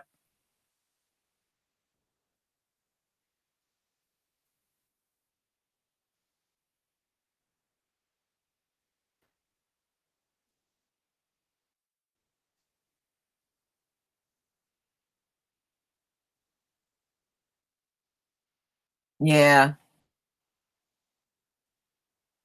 Yeah, the Moors were the ones that civilized them. Absolutely. You know, I remember reading how the Moors would have to take baths, strip down, and take a bath in front of white people just to show them that the water was not going to harm them. That's what they had to do. And they did that all over Europe. They had to take baths in front of these devils and wash themselves just to show them that the water was not going to kill them.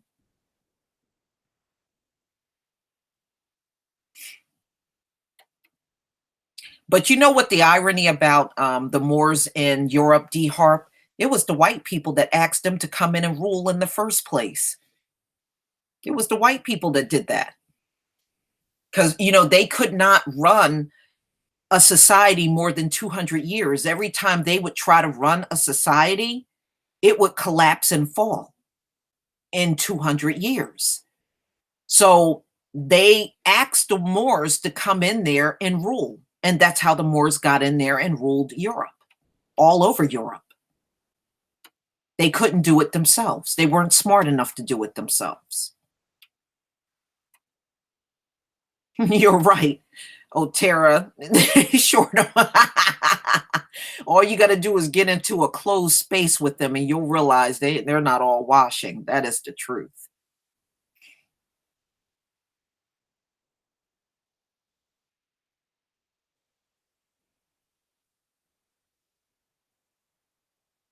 Hey, look, they said lice was gems from God. Didn't they say that? Lice was gems. They said lice were gems from God. Woo, them people are nasty. Trying to justify why they got lice. Oh, we did everything. Taught them how to walk upright because they weren't even walking upright. Talk, walk, feed themselves, even taught them how to have sex. We did it all.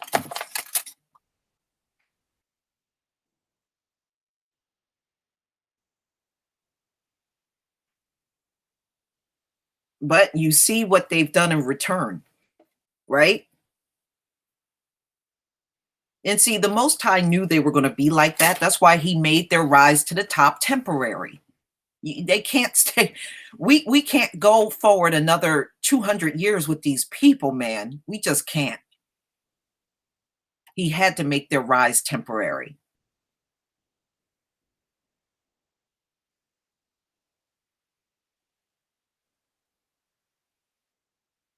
Yeah, that's what they said. Lice was gems from God, Aaliyah. Gems from God. I was like, that is so nasty. You can't put that on the Most High because you're filthy.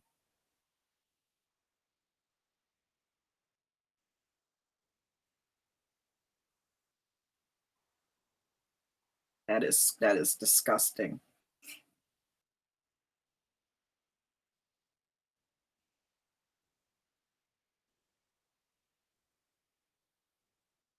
Hmm.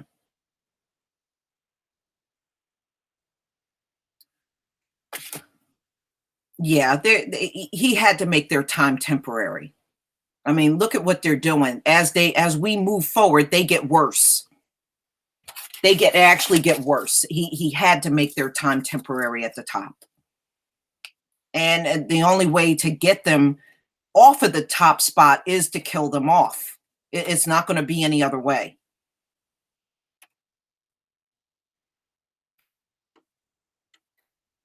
Oh, not only do to you flame, not only do they have camel toes, they also have those toe thumbs. I see that more on them than anyone else. Those underdeveloped thumbs, you mainly see that on them.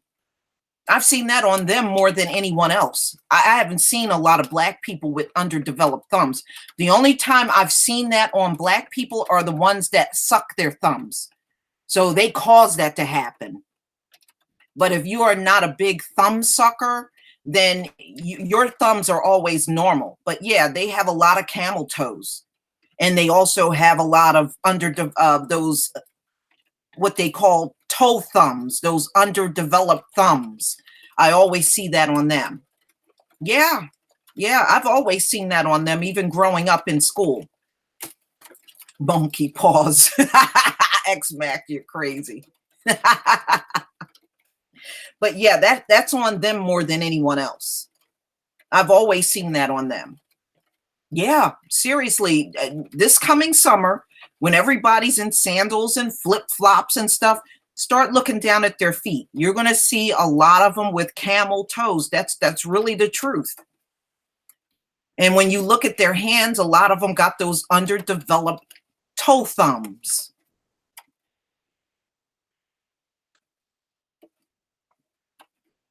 But it's the truth.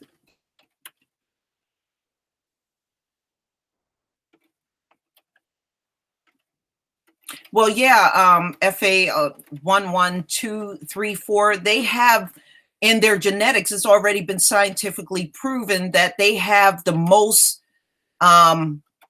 mutations in their genetics, and those mutations are deadly diseases and stuff.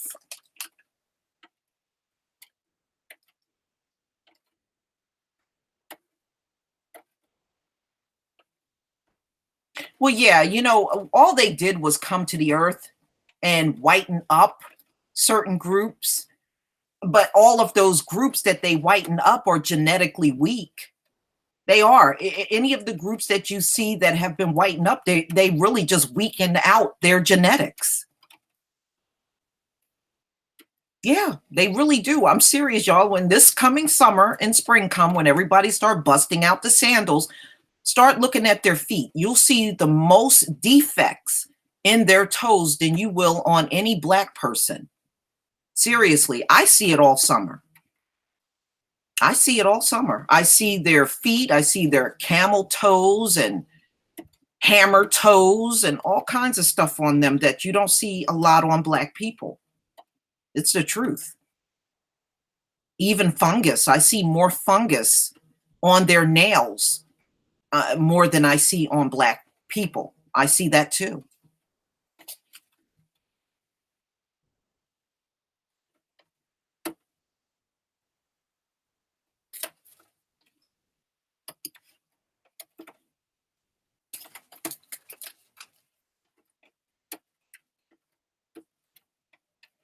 Oh yeah, well, I see them red all summer long. I kid you not. Where I am in New Jersey, if I'm out and about all summer, I see a bunch of them walking around all red and burnt up, their faces all burnt up and red. I see that all summer long. And these people got sunscreen on the shelf. And it makes me laugh when they say our ancestors used olive oil. I was like, okay, then what did you do about the sunburned eyeballs? Because they go temporarily blind from sunburned eyeballs. Okay. So what did you put on that? You know, their skin is not the only thing that burns. You know, that's just one thing on them that burns, but their eyes also burn. And it all, you know, and I did an article the other day that says the sun reflects off of the sand and causes them to have sunburned eyeballs. So if the sun is reflecting off of the sand, look at what Egypt is covered in. It's covered in sand. So they still don't, you know, even if they try to use the olive oil, which is not, it does not have enough SPF in olive oil to protect their skin. Okay, plain and simple. So what did they do about all of the sunburned eyeballs? It's no way you can work and have sunburned eyeballs. Okay, it's just no way.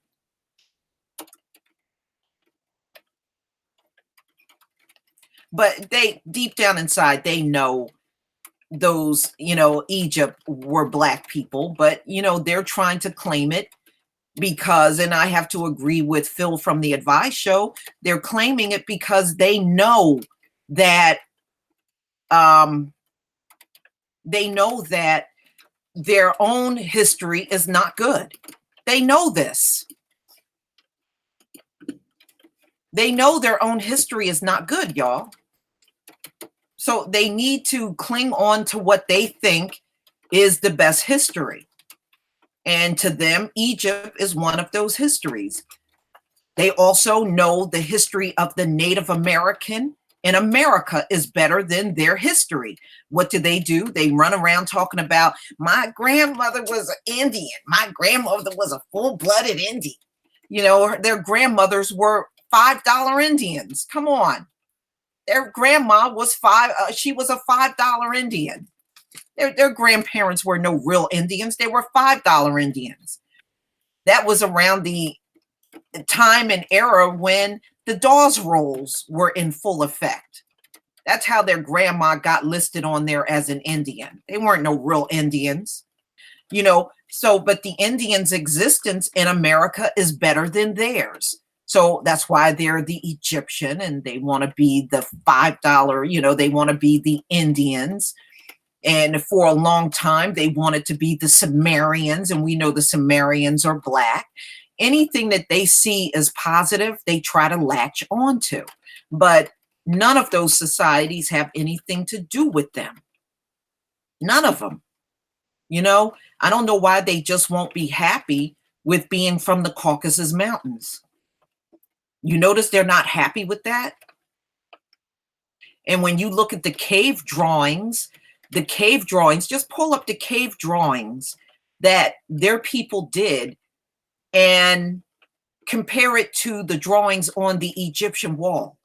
I kid you not, when you can make the comparison, their drawings look like something from kindergarten. It looks like somebody from kindergarten went in those caves and drew up all that mess, stick people.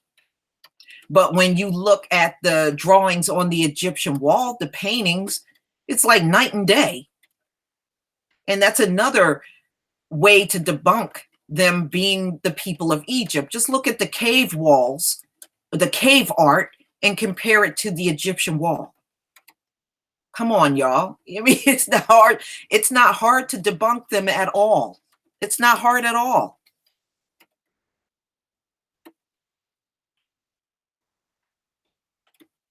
And look at how they drew up animals on the cave wall, and look at how they drew animals on the Egyptian wall. I'm telling you, it's a huge difference, y'all. It's a huge difference. It's no way that work was done by the same people. There's no damn way. Yeah, just Google it. Seriously, Google cave art and then pull up the Egyptian wall and make the comparison. Their cave art looks like something from kindergarten compared to the drawings on the Egyptian walls, which were done by Black people. And that's another way you can debunk them. Yeah, it really does. Look at it. It's stick people. They drew stick people, y'all. Go look at the people they drew. The people are all stick people. But on the Egyptian wall, they painted actual human beings. On the cave walls, they painted stick people. Yeah, that's what they did. So how do you draw stick people, but when you got in Egypt, you start drawing actual people? It was not done by the same people. Just that alone can debunk them.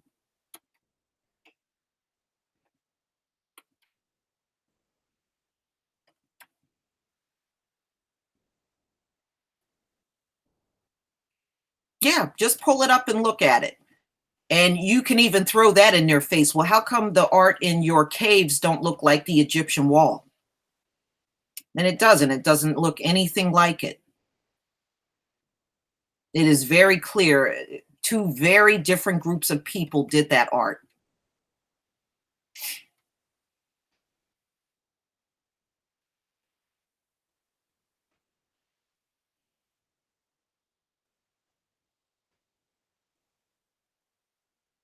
Yeah, it looks like I said, Yvette Reed, when you look at it, you clearly know the people that drew that art were not advanced at all.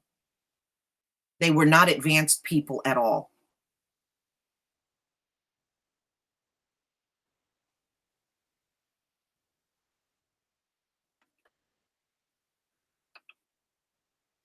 Yeah, that's why they're always in Egypt, because they know that society was way better than anything they came from.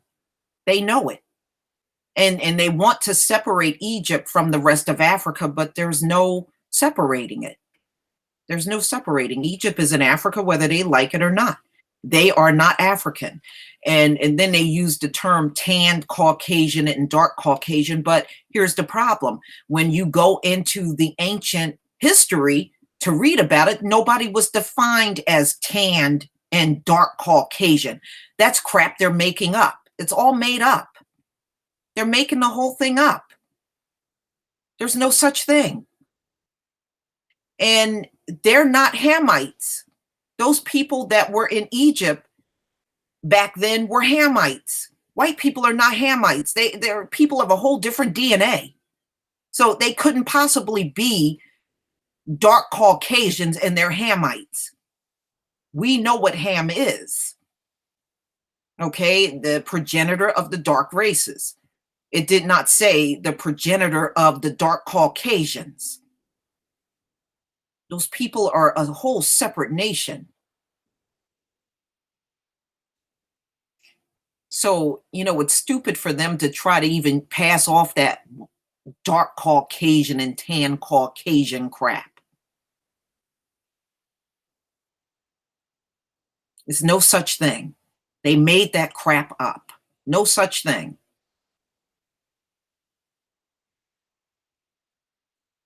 Exactly. And there are olive-skinned black people. They are as black as an olive. That is true.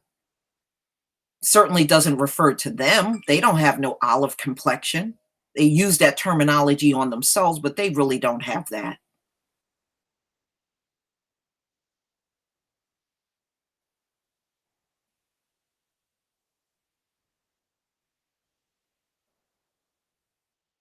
No, I love Tareen Rain's name for Nefertiti, the one that they showed. He calls her Cavatiti. I love that. Cavatiti.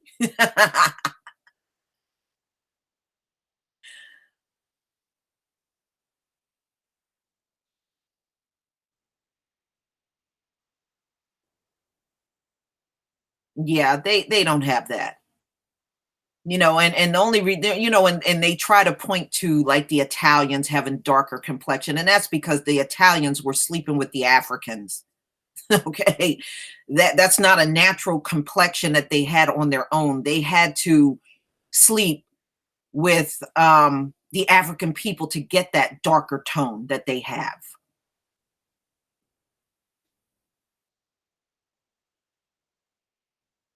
Thank you. I was getting ready to get him out of here.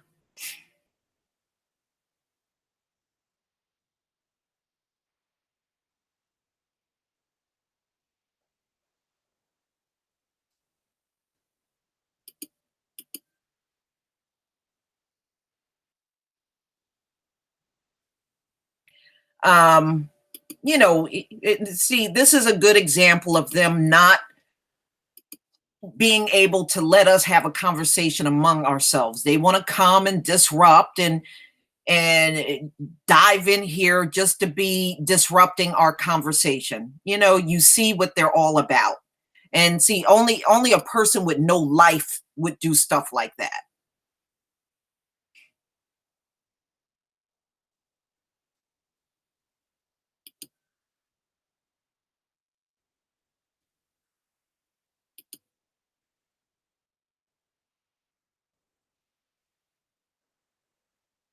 Okay.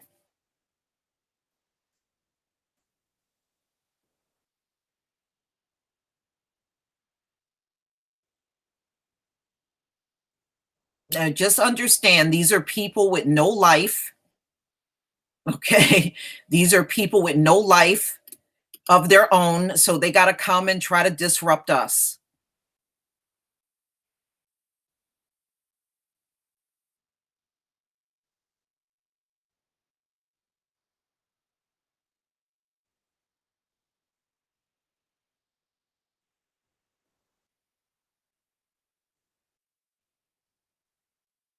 Okay.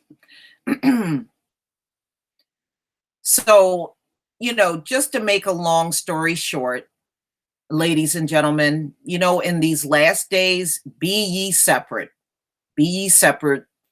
Don't interact unless you absolutely have to. Do these things. Keep yourself separated. And make sure you stay prayed up.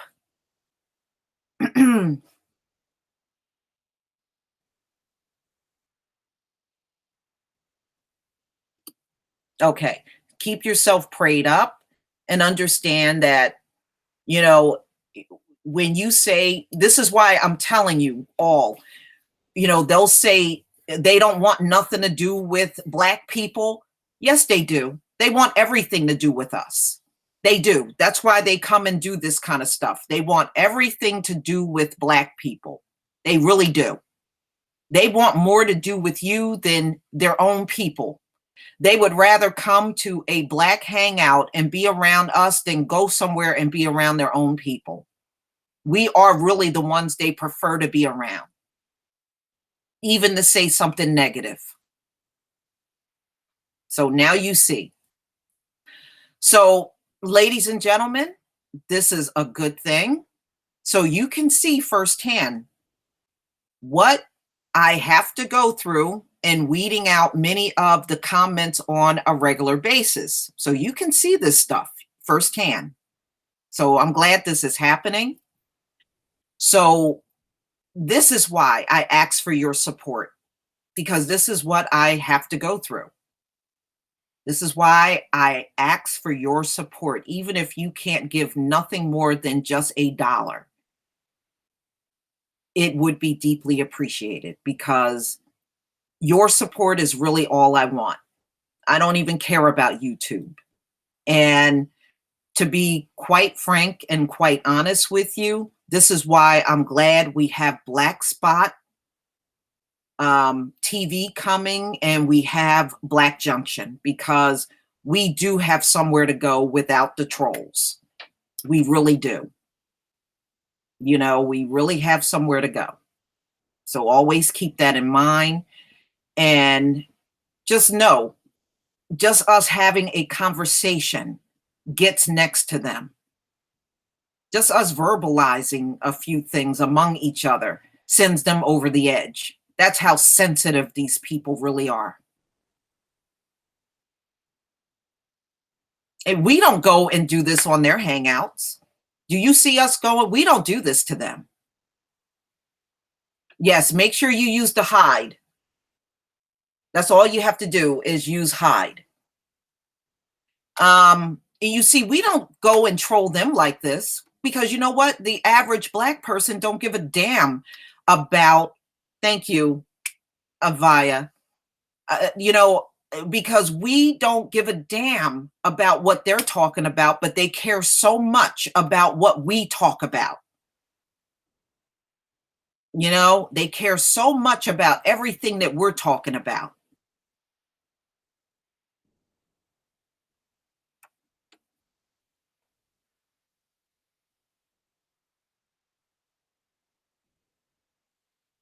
I just wish that more Black YouTubers would just block these people out, and it's largely why I love going to hangouts. And you know what, True Royal, they are really messing with my notifications. I've tried to come to your hangouts, but it seems like every time I hit on the notification bell and you have a hangout, I don't get the notification. And that has happened multiple times. So I know they're messing with us. They're messing with our notification, and that's probably why you don't see me show up like I really want to. I want to show up for your hangouts, and I don't know what it is, but no matter how much I hit on the notification bell, I do not get your notifications. And I know that's largely because they're messing with Black people's notifications. I really believe that. It's these Google, YouTube employees that are doing that. It's the only thing that makes sense.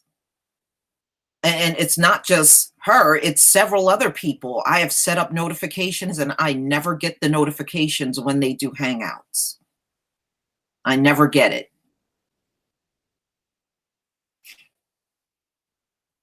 Oh yeah, they're going to always do that. Like I said, they come in full force on my videos. It's just that I have the videos filtered out where you don't see a lot of those comments,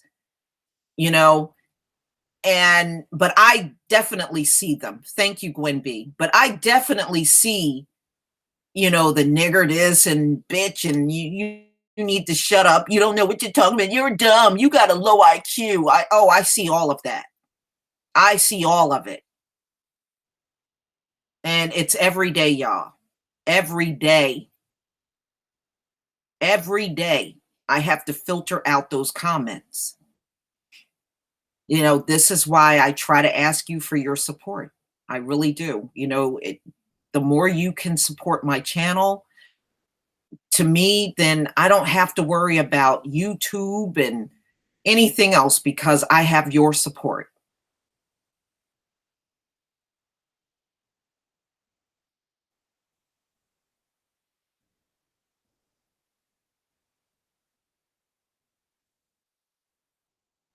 But you see that, because that you understand they are raised and conditioned to believe that they got to keep a close watch whenever we gather.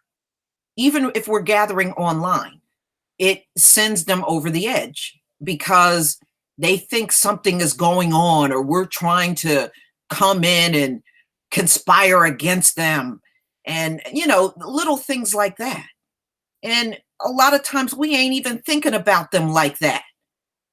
All we're doing is gathering and having a conversation and talking about our experiences in life and things we do and things we have experienced. That's all we're doing. And you see how this sends them over the edge. We ain't sitting here plotting to overthrow them or overthrow the American government. We're not doing stuff like that. We're not doing anything remotely close to that. But just us gathering together on a Sunday morning sends them over the edge, y'all. Thank you, Yvette Reed. Sends them over the damn edge.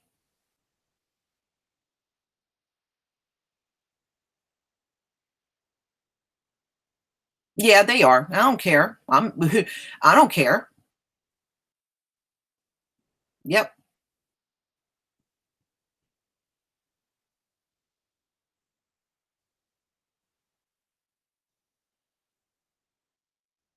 Yeah, exactly, Ayapo. We just try to be left alone.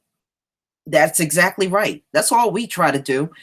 We don't go crashing no white hangout. Oh, and throwing in words hunky and cave beast and just doing that all through their hangout. We don't do stuff like that, but they come and do that kind of shit to us. Nigger, nigger, nigger, nigger. They come and do that lame ass shit to us. And by the way, that doesn't bother us. We are not in 1957 anymore. And that just go to show you they have no creativity at all, still using the same words that their forefathers used 500 years ago. They were calling us niggers 5 centuries ago. And you can clearly tell they can't even think of nothing new to call you, still calling you shit from centuries ago. Have no originality at all.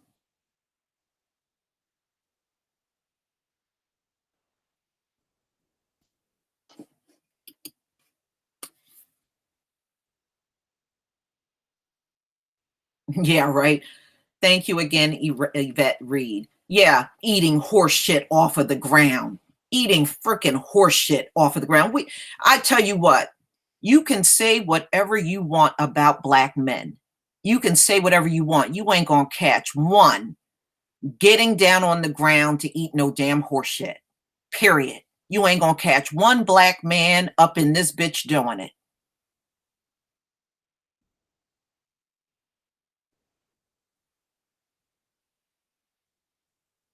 I don't care what team wins a game. You ain't gonna catch one brother, old or young, in this bitch kneeling down to eat some horse shit.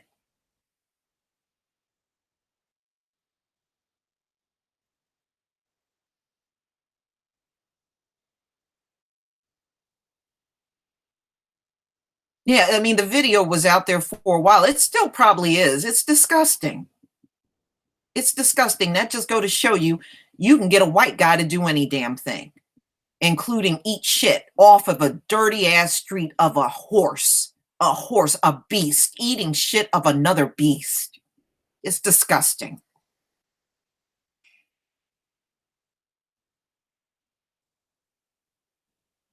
No, our brothers ain't going to do stuff like that. You know, even the most trifling black man ain't going to sink down to that level. Okay, he ain't sinking down to no shit like that.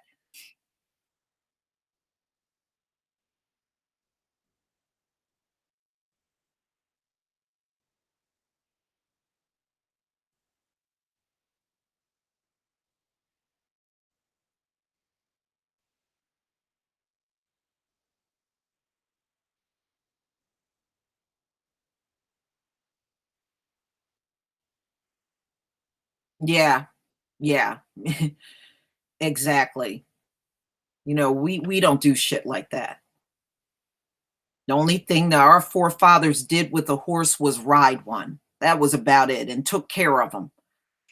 Because you know, King Solomon had the largest horse stable on the entire earth. He had, I think, 300 horses, if my memory serves me correct. But he had the largest horse stable on the earth, King Solomon. And you never heard about anybody eating no horse shit.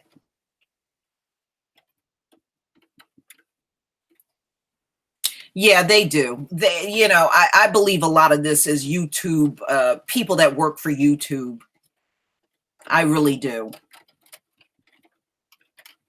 Look, they've been demonetizing videos where I'm just talking about opioids, y'all.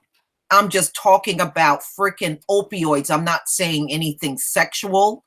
I'm not using any racial slurs. I'm not doing any of those stuff. And they still demonetize my opioid videos, y'all.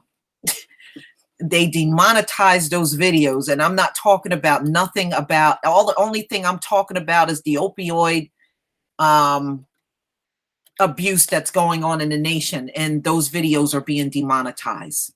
I'm not saying anything offensive in the video. So if I'm being offensive, then so is the article, where I got the article from, whether it's the Washington Post or USA Today. So I guess they must be racist too, because they put the article out.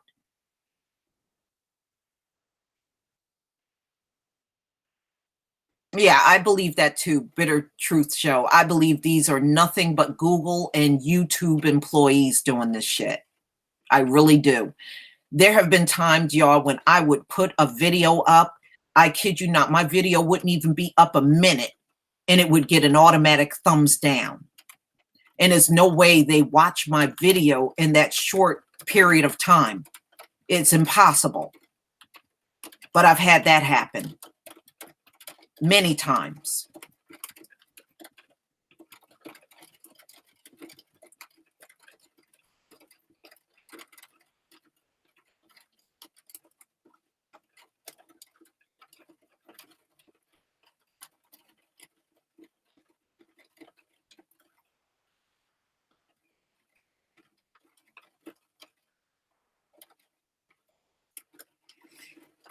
And they don't realize they've been lied to up in this. They've been lied to too. You know, they think they're better than us, and they really literally are not. It's really the other way around. They're not, but they've been taught a lot of lies themselves. That's why I laugh whenever they come with history trying to tell you what it is. But every time you go back and look at the history, the people were not even white that they're trying to claim they are.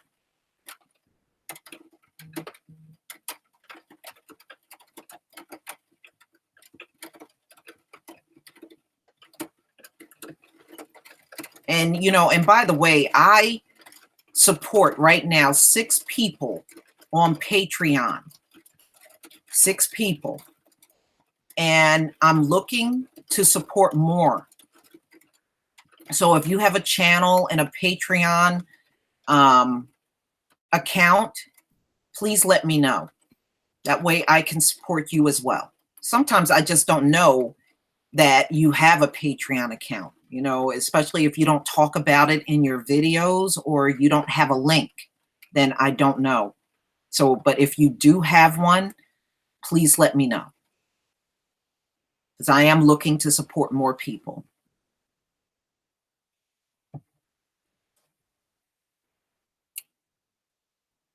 Good morning, Mr. Lawrence.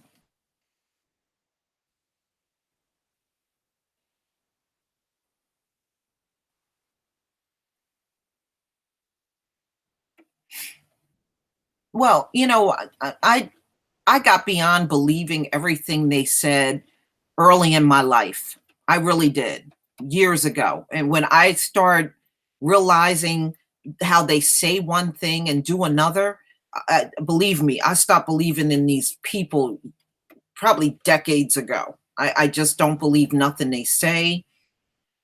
That's why whenever they tell me something, I always give them the side eye. And I have learned in my life to research anything that's important to me and not take their word for it. And believe me, even on my phone, even on my smartphone, if I'm out and I get told something, I will pull this thing up and look at Google and look at other things in a minute. Go to a search engine and look things up in a minute. I'll even do it while I'm out, just to make sure I know what the real truth is.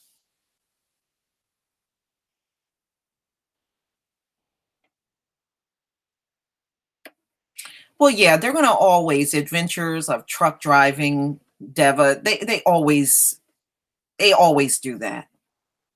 You know, but at the same time, they want you to respect their freedom of speech, which is the most laughable thing ever. They want you to respect their freedom of speech while they sit around and disrespect yours.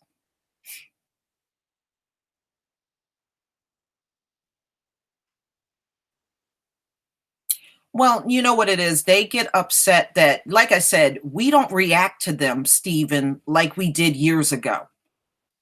We don't react like the black people of today do not react like them, like the black people of the 50s.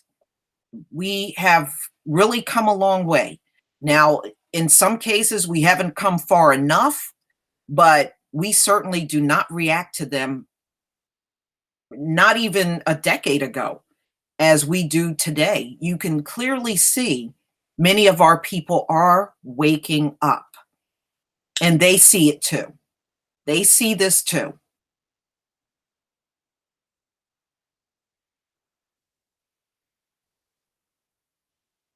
Hey, look, even in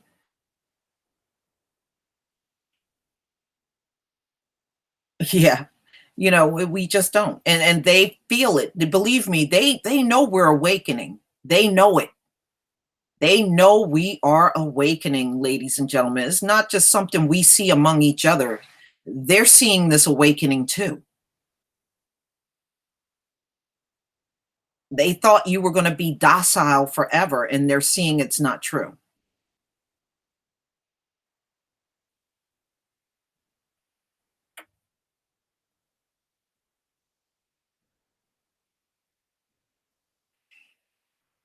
And then I've had a couple of them come. All we want is a dialogue. I don't want no dialogue. I'm beyond dialogues. I'm serious. I'm beyond the dialogue. We have been dialoguing about race forever in America. You can even go back to our forefathers back during Jim Crow. They were trying to dialogue back there. I'm done with dialogues, y'all. I'm done with that crap. I don't need to talk about race to them. It's counterproductive. It's not like they're going to go and do something about it. It's just going to be just a bunch of endless babbling. Nothing is going to happen. Nothing is going to change. I'm done with that. I'm done with that. If I'm going to come and dialogue with you and the end result is no change at all, then what's the purpose? I don't need to have no damn dialogue about race. Screw that.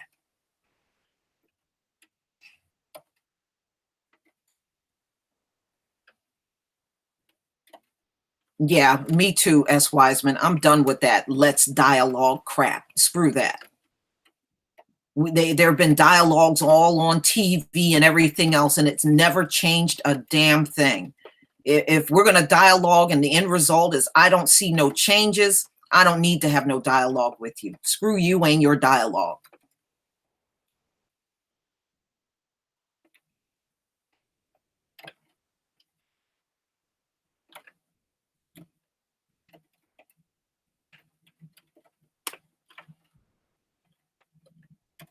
Yeah, and plus they love their unfair advantage. They're not going to do nothing about it.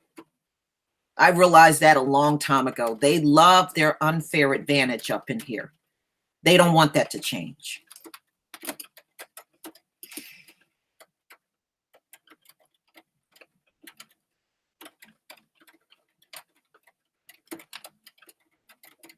Well, we don't need dialogue. They need to put action behind the words. I don't want to hear I'm not racist, but then we wake up the next day and racism is still going strong in the country. I don't want to hear that.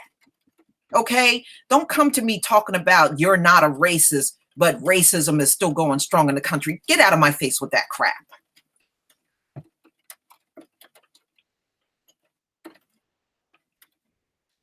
And they have to do, if they want to change, it has to be done as a group. It can't be no individuals here and there, because individuals are not going to change a damn thing. It's not. I don't need to hear all that crap anymore. You know, one or two coming to you and telling you they're not a racist. What is, seriously, it's counterproductive. If racism is still going strong, who cares if one or two of them are not racist? So what? So what? Those one and two that are not racist, is that going to change the society? No. So get out of my face with that crap.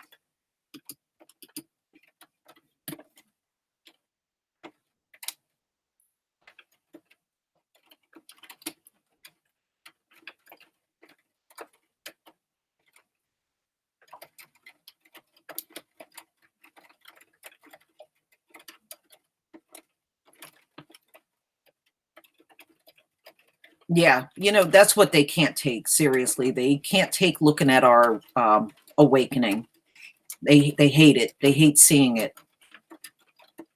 Because, you know, a person that is woke can't be fooled anymore. See, that's the problem. See, they're used to using trickeries and lies and, you know, all that stuff. But see, once you wake up, they can't fool you anymore. They can't trick you anymore. They can't make you believe them anymore. And that's what they hate.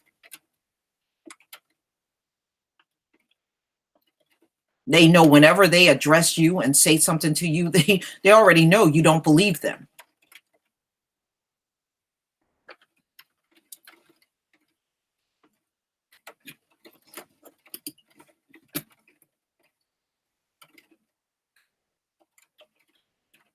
You know, and you know what else? It's amazing. No matter how much they tried to undereducate us and lie to us, many of us are still getting to the truth. Isn't that amazing? So that just go to show you all the sabotaging that has been going on for centuries, and it still didn't work.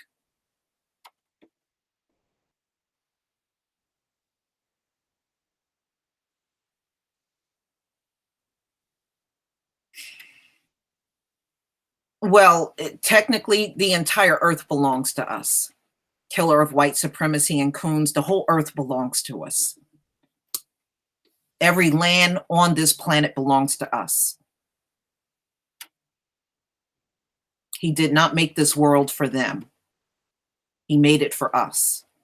This was a black world, and it's going to go right back to that, whether they like it or not. It's going to go right back to being a black world.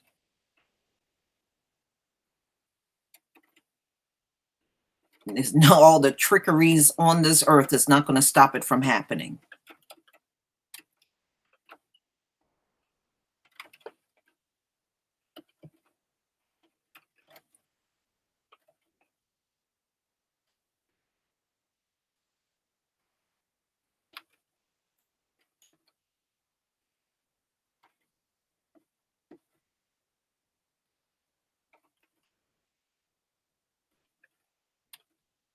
That's right. That's right, Mr. Lawrence. Everything on this planet is ours. Everything.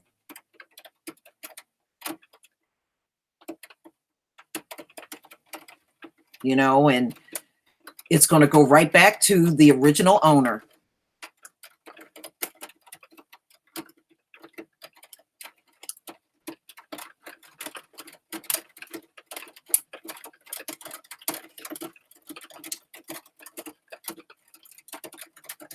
Fine time. Yeah, you know, that's what I believe too, MC Lit. They keep using that 2050 date because they already are in the minority, but this is just their sneaky way to stay in power, to ensure that they'll stay in power to 2040 and 2050. But technically, they're already the minority. This is why they have to keep using the immigrants to pad up the numbers. You wouldn't have to do that if you really were a majority on your own, but they're not. Immigration has been their best friend and making them look like a big group when they're really not a big group at all.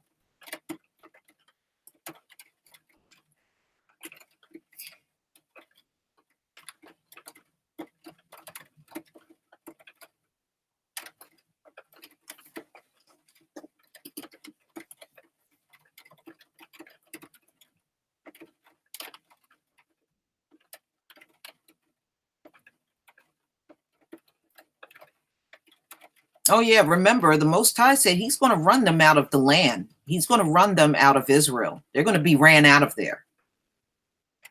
And the ones that refuse to leave, they're going to just get killed.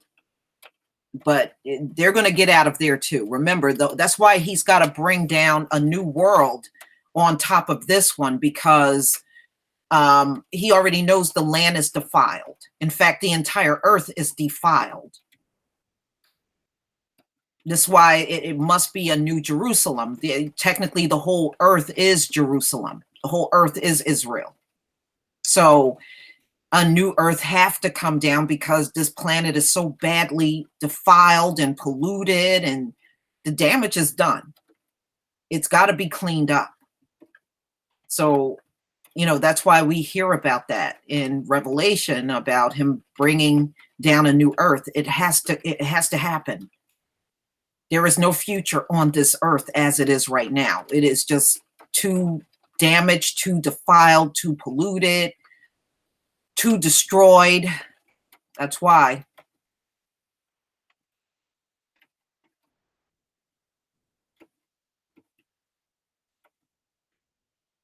Yeah, you know, Sodom and Gomorrah was so bad, y'all. They had beds on street corners in Sodom and Gomorrah. Beds on street corners. And people would literally get raped. And crowds would just stand around and watch. That's how bad Sodom and Gomorrah was, y'all. That's why he had to destroy that place. They thought it was funny to kill people. They would put people, heist them up in the air, and the person would literally be heisted up for days. And of course, they would die of starvation, and they thought that was entertainment in Sodom and Gomorrah. Okay? Look at what they find amusing in America. Black people getting gunned down by the police. They think that's amusing. This is why, if you notice, whenever they have a conversation with you or go on the news talking about blacks being killed by the police, they always got a smirk on their face, a smile and a smirk on their face as they're talking about how they agree with the cops. It all goes back to the days of Sodom and Gomorrah. They were doing the same thing then.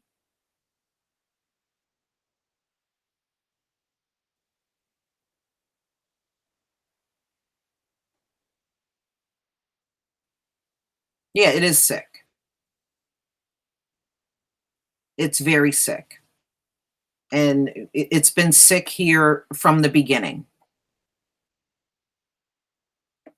You know, now they're looking back at their history and realizing how treacherous it is.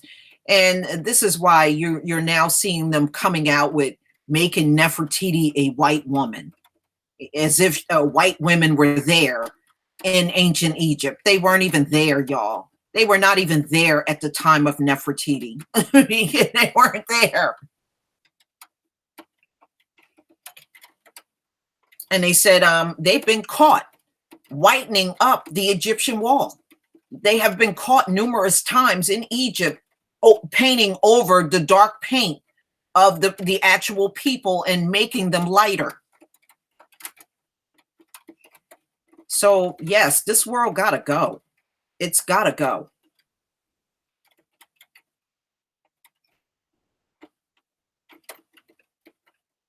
Yeah, and that, remember it said Nefertiti was a beautiful woman. That Nefertiti is ugly as hell. That thing looks like a cheap sex doll, and it's ugly. It looks like they took a sex doll and put an Egyptian crown on the head of a sex doll. That's what it looks like. That's what that thing looks like, is a very cheap knockoff.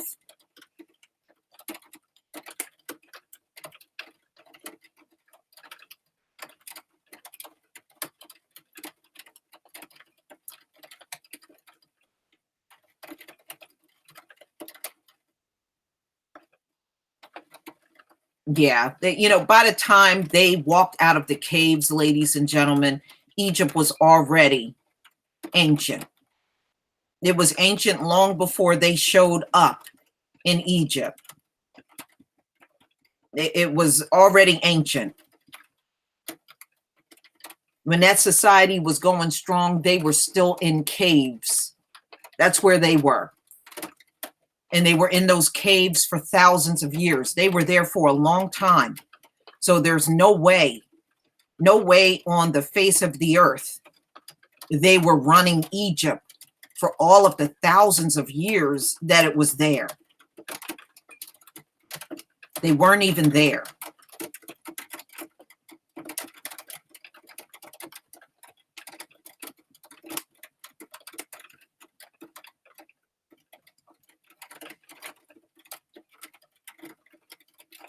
Yeah, I mean, like I said, she looks like a sex doll to me, and they just threw an Egyptian crown on her head.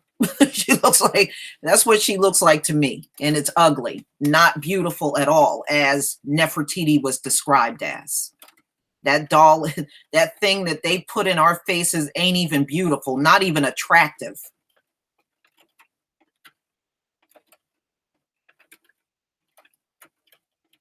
Yeah, I did see that, MC Lit. She looks like the female that created it, and our queen, the true royal family, brought that out in the video.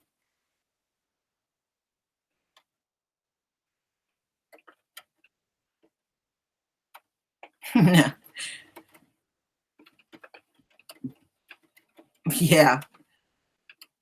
Oh, Black Elvis was fun. I had fun with that.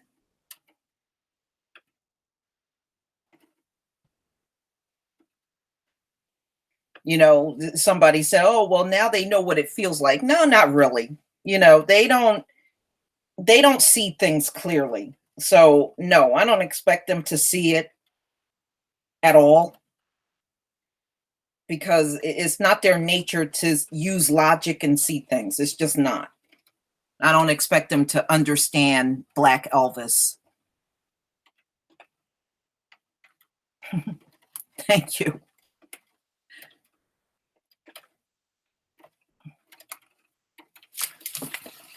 To them, Elvis is like one of their gods, and we know Elvis was just a black ripoff. He just ripped off black artists, and that's all he really did.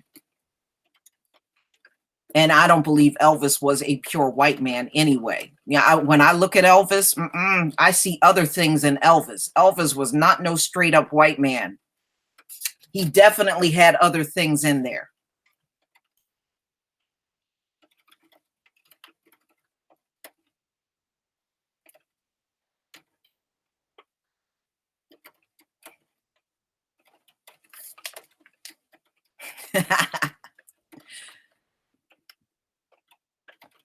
Oh, thank you. I'm glad you all enjoyed Elvis, Black Elvis. Yeah, I believe Elvis was a mulatto too. I don't believe Elvis was no pure white guy.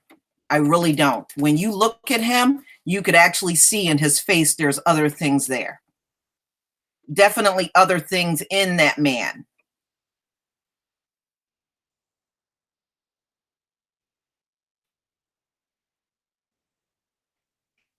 Well, he might have had some native in there, but he definitely had some dark blood going on in there. That was not no straight up white man.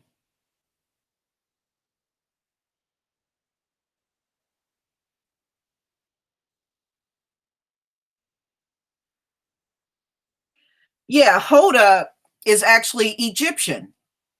And I'm just surprised that she stood there and said absolutely nothing. She herself is from Egypt. And she stood there when they showed that bust and she didn't say a word. She didn't say a damn thing. And she knows if she is from Egypt, she knows damn well that wasn't accurate. She knows damn well it wasn't. Yes, Yvette, she's from Egypt.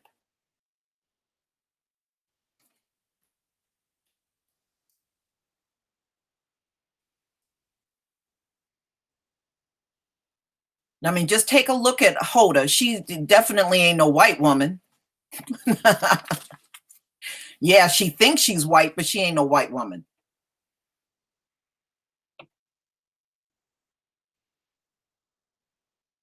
Yeah, yeah, but she's from Egypt.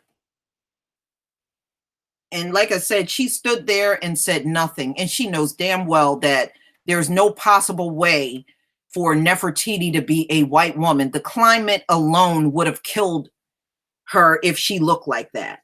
She would have been dead.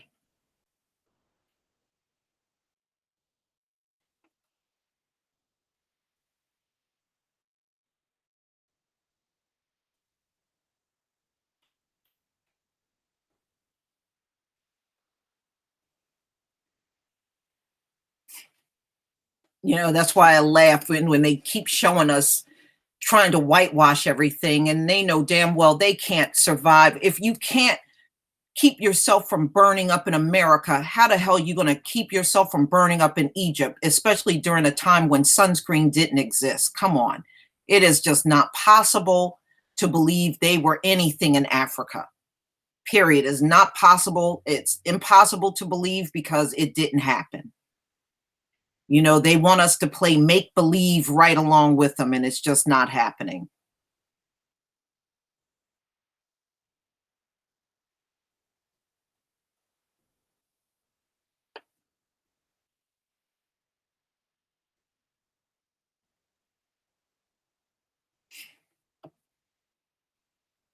Reese's TD.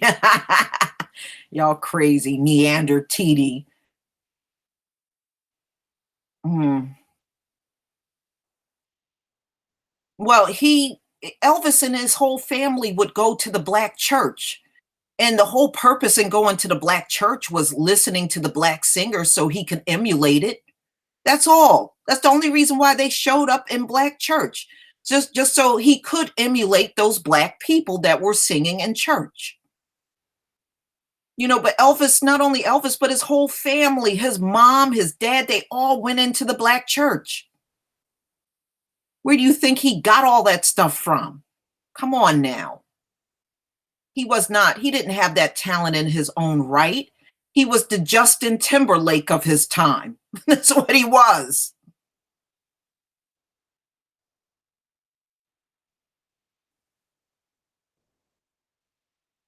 They knew who to study, they knew who had the talent.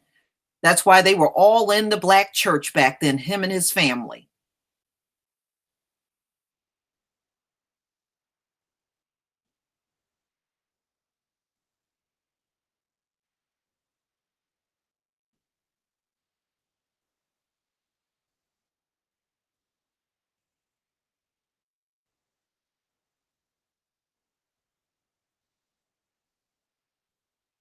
Mm-mm-mm.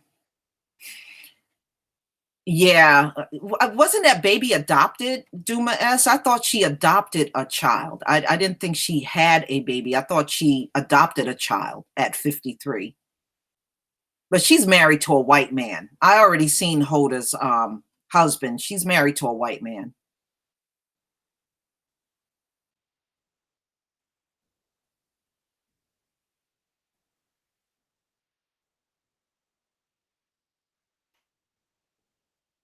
Yeah, well, you know, I watched part of Justin Timberlake's halftime show, and Prince's family already told him they did not want a hologram of Prince, because Prince did not believe in that. He did not believe in the hologram stuff. And Justin Timberlake did that shit anyway, against the wishes of the family, which tells you right there how disrespectful these people are just in general. And that's why, again, that's another person you should never buy no more of his music ever again. What he did was highly disrespectful.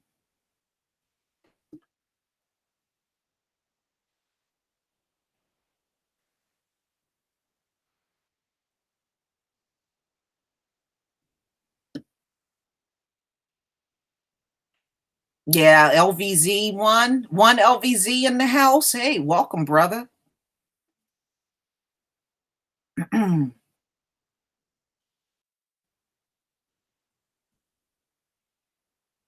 Yeah, but see, what I'm telling you all, just like I said before during the the Papa John's and the H&M, us pulling our dollar back does make a difference. It really does. It makes a huge difference. If you think it don't, it really does. They're not going to come out and tell you that. But anytime they come out against us and then you see them falling in business, that right there should already tell you that us pulling our money back does make a difference. Hold on, LVZ. I'm going to make you a moderator up in here. There you go. You're a moderator. Yeah, that was messed up. His family told Justin Timberlake they did not want Prince's likeness in his halftime show at all. And see, Prince was a Jehovah's Witness, and he did not believe in holograms and bringing people back from the dead and all that stuff. Prince did not believe in that. In fact, he thought holograms were satanic. He really believed that it was satanic to do holograms of anybody. So no, he would never have gone for what Justin Timberlake did. He would never have gone for that mess at all.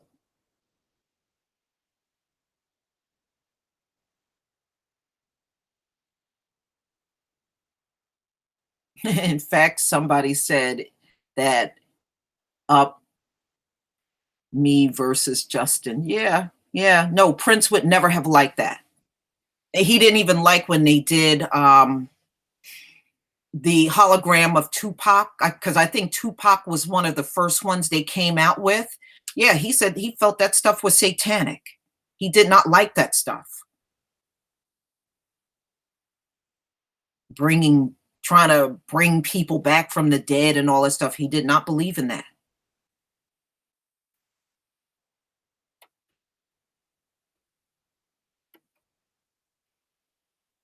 Yes, he was. And just think about it. When Prince was alive, he never performed with Justin Timberlake.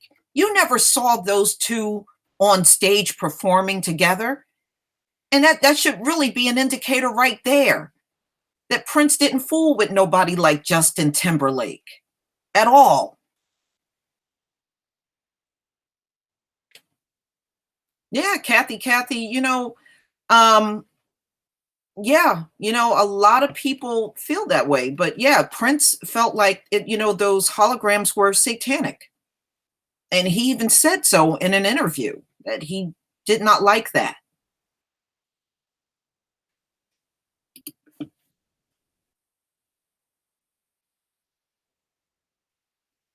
Yeah, they did Michael Jackson too. Yep. I definitely know about Michael Jackson. And I did see the whole thing for the one they did on Tupac. I think that was the Rochella, were the ones that introduced his hologram.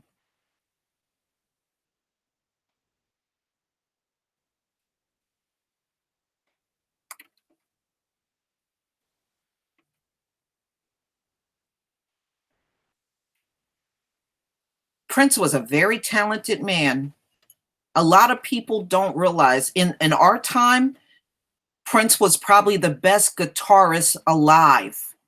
Okay. Prince played every single instrument and he was good at every single one. Do you know some of his music? All the music that you hear, Prince literally played every single instrument on a lot of his albums, all by himself. He played the drums, he played the horns, he played everything on there by himself. That's how talented he was.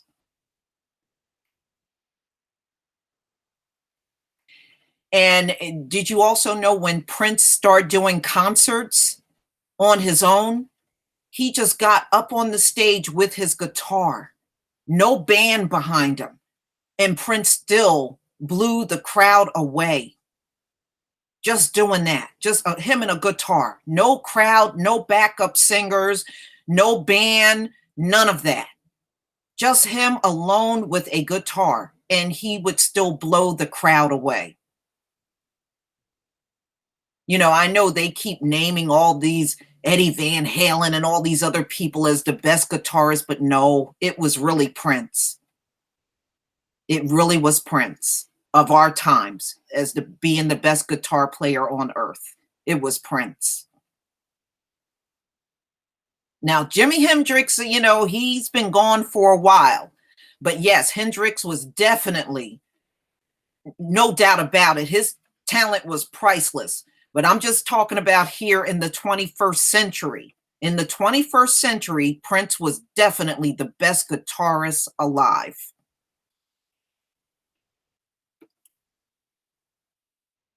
Yes, Kathy, I do believe that. Hendrix and then Prince. But in our time, in our era that we're living in right now, Prince was definitely the best guitarist. And Michael Jackson was the best entertainer of our time. But we definitely know the talent in our community is endless. Endless.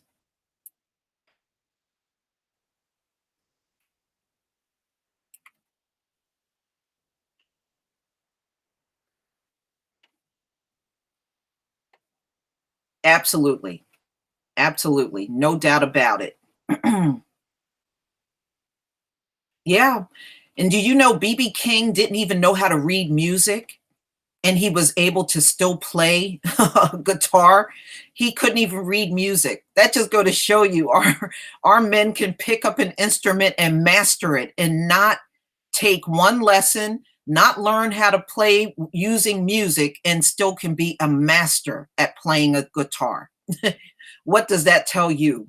You know, our talent is endless. It really is. Yeah, I heard about Quincy Jones saying he slept with Ivanka. He really could have kept that to himself.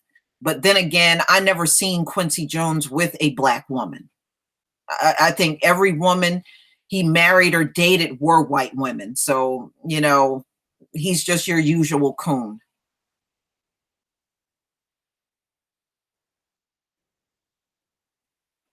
But I'm not. I mean, he could have kept that to himself. I really could care less if he slept with Ivanka or not. As far as I'm concerned, he could have went to the graveyard with that one.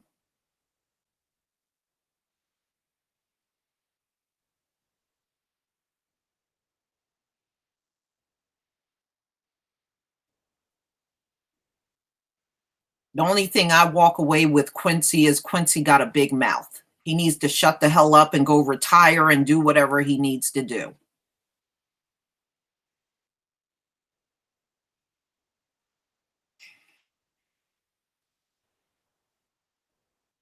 Yeah, well, it ain't much of an achievement. And remember, that girl had a lot of plastic surgery done. If you want to see what Ivanka looked like, go pull up her teen pictures. She used to look like Donald Trump with long hair. I kid you not. She looked like Donald Trump with long hair.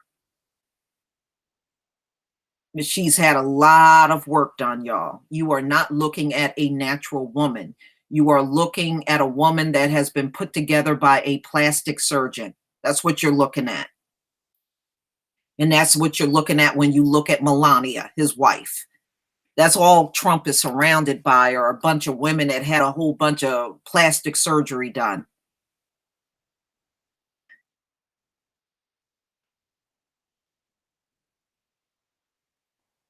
Right, you're right. You're right.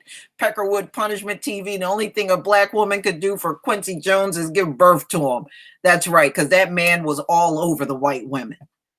Like I said, I all throughout his career, you know, the pictures even that I used to see of him, he always, I remember he had a white wife and his biracial daughters.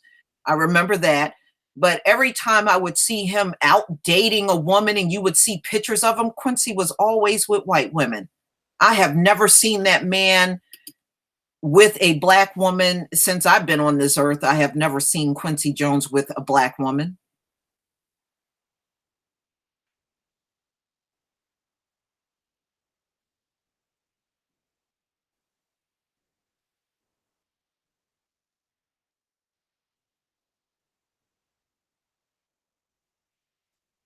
Yeah, I don't know. Yeah, I don't know. I don't know when, you know, he claims they dated. I don't know. But you know, like I said, it's of no, I don't find that news useful at all. I don't find it useful at all. Quincy, you could have took that to the grave.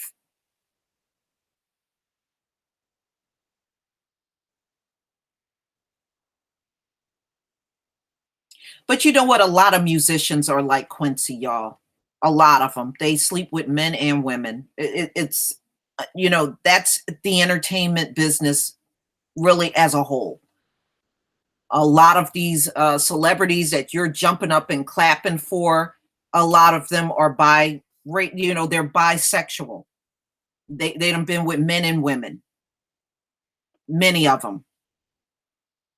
So that's pretty much the entertainment business in America.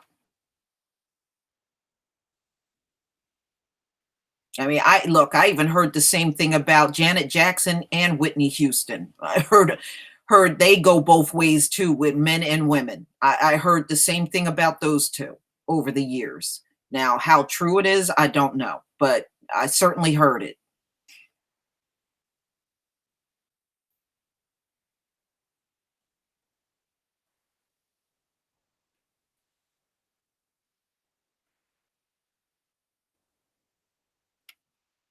Yeah, I think Melania is following Obama on Twitter and Trump is having a meltdown over that. Yeah, I heard about that.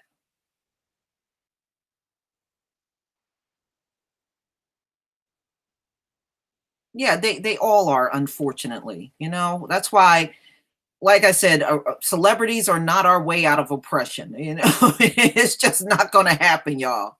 Not going to happen.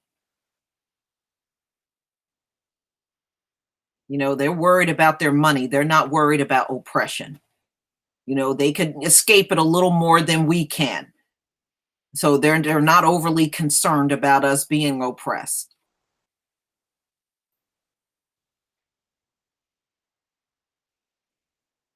Well, you know, I heard Obama never dated black women either. Michelle was actually his first black woman in his whole life. Obama always had white women.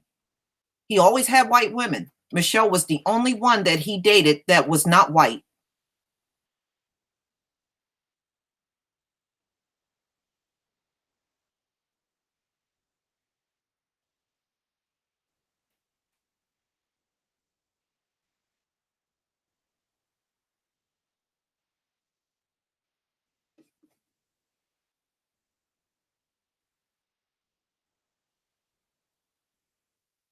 Yeah, but you know what, Peckerwood Punishment TV, you know what the downfall about many black women? There are too many black women that embrace homosexuality from men. And I really see it a lot. And I think, you know, if you say something, unfortunately, it is a black woman that will stand up and say, they can't help the way they were born. No, you know, I've seen that a lot from black women. And I wish so many of our women wouldn't do that, but they do. Or they're amused by a homosexual. You know, they're amused and entertained by that stuff, and I see that a lot. And I wish I didn't see it, but I do. You know, I've seen too many Black women way too accepting of that kind of stuff, and we shouldn't be at all. You know, you can't reproduce with somebody of the same sex. You're not going to produce anything.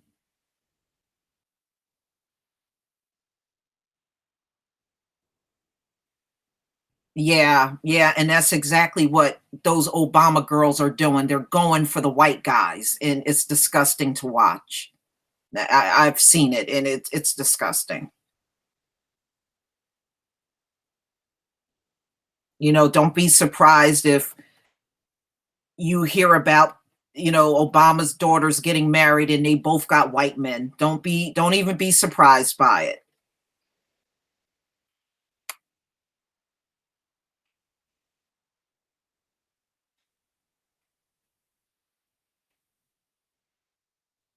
Well, yeah, they don't want us to reproduce, a killer of white supremacy and coons. They don't want us reproducing. That's why they're pushing it heavily among um, our group. And also, you notice they're now increasing the Black woman with the white man. That's now getting a lot of exposure too. You're starting to see that a lot more. Even in commercials, you're starting to see the Black woman, a white man, and some biracial kids, even in commercials. They're stepping up on that stuff. You know, just understand they're trying to save themselves. They're trying to save themselves. And who has the strongest genetics? Us. Nobody on this planet got stronger genetics than us. So, yes, they're going to come straight for our people because genetically, we have the strongest DNA on the face of the earth. So they're going to come to us looking for the swirling and everything. You know, they can't really save themselves. They're not reproducing enough when they come together, not producing children.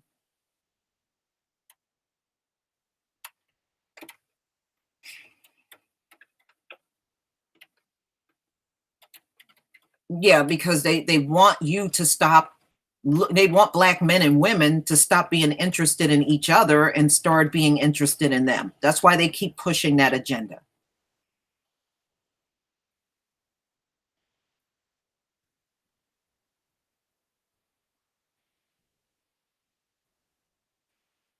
You know, destroying the, remember, they destroyed the Black family centuries ago, and it never stopped. You know, and that's why I want our people to take that into consideration when we're fighting back and forth with each other. The separating the Black family started centuries ago, and it has never stopped for the last 5 centuries. They have always done things to separate the Black family, and even to this day. So for us to keep pointing fingers and yelling at each other, and it's the Black woman's fault, it's the Black man's fault. No, this stuff didn't start with us. This dividing of the family, this didn't start with us.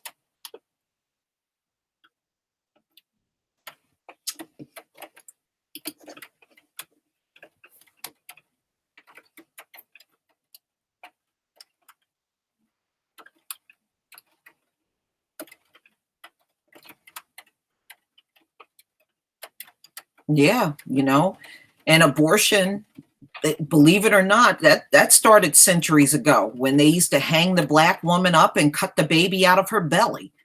And that was a form of abortion even then. So, I mean, all of that stuff, that didn't come from us.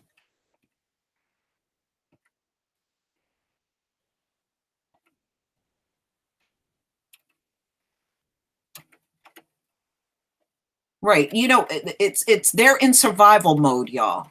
They're in survival. You know, that's what they're trying to do. They're trying to survive. And they're at the point where they don't care if they have to survive through us. They don't care now. If they have to use you to survive, then that's what they do. That's what all the swirling is about.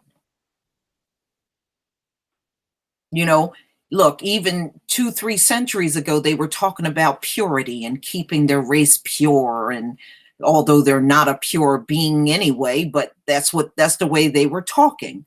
But now you're seeing the total opposite because they're in survival mode.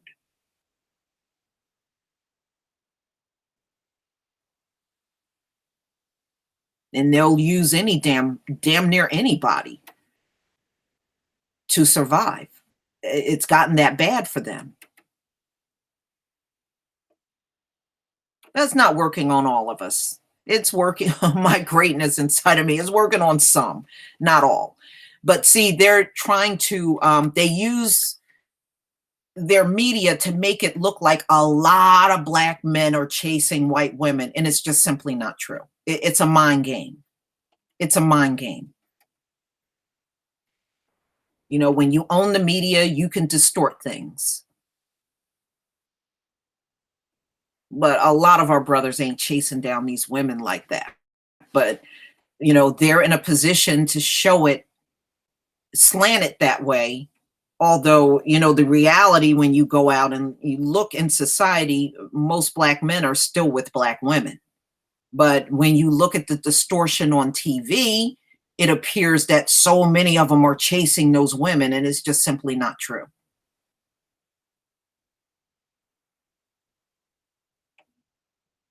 Right. Well, you know, that always happened all throughout history. Sharon Martin, they always married. The majority of them do marry white, you know, and I believe that's largely because they have white mothers, especially if they have a white mother. They then tend to lean white, you know, towards white men and women when they grow up, those biracials. But that's what I believe. Hey, Terrene Rain.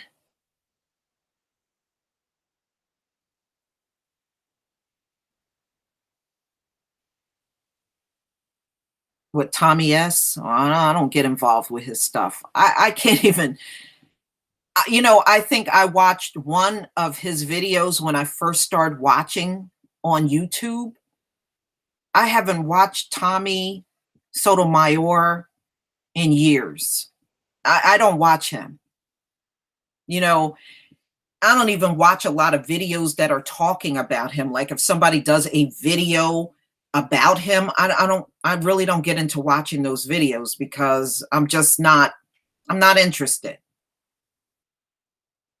You know, he doesn't upset me because I don't listen to his message in the first place. And that's what I would advise people to do. You won't get upset by a message if you don't pay attention to it. So I'm not offended by him because I don't watch him in the first place.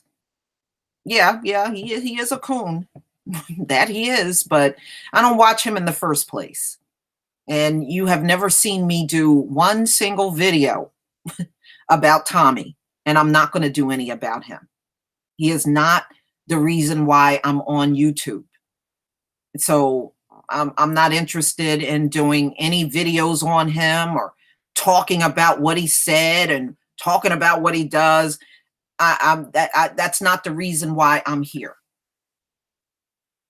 And I will never post one single Tommy Sotomayor video talking about him. It will never happen.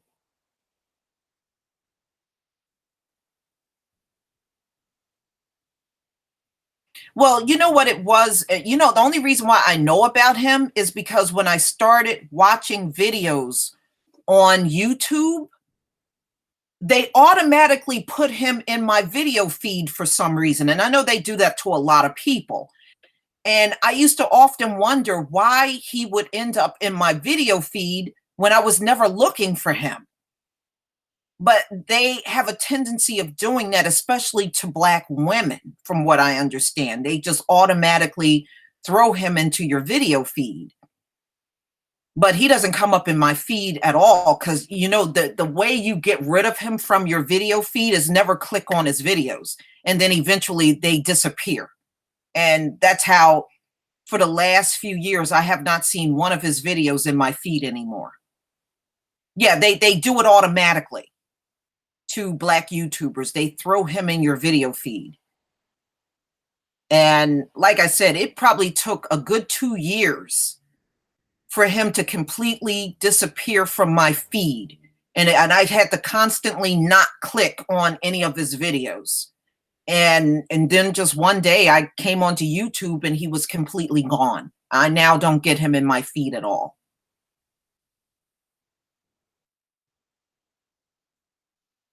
Yes, Peckerwood punishment, they do. They put him in there as a recommendation.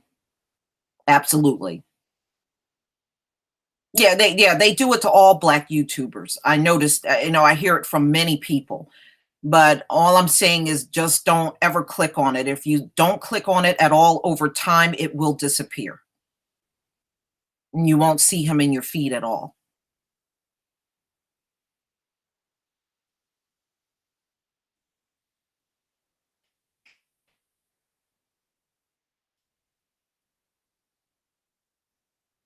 Yeah, Peckerwood punishment. The same thing happened to me when I first came to YouTube. It sent me right over to his video. But like I said, I didn't know who he was.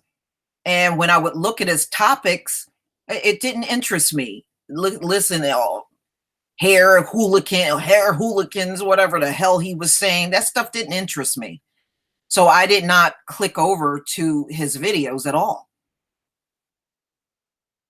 I'm like I said, I'm not here for any of that nonsense. My thing is totally different, and I don't, he's not even a topic of conversation for me normally. And I don't feel no need to get on and make videos about him. He's not that important.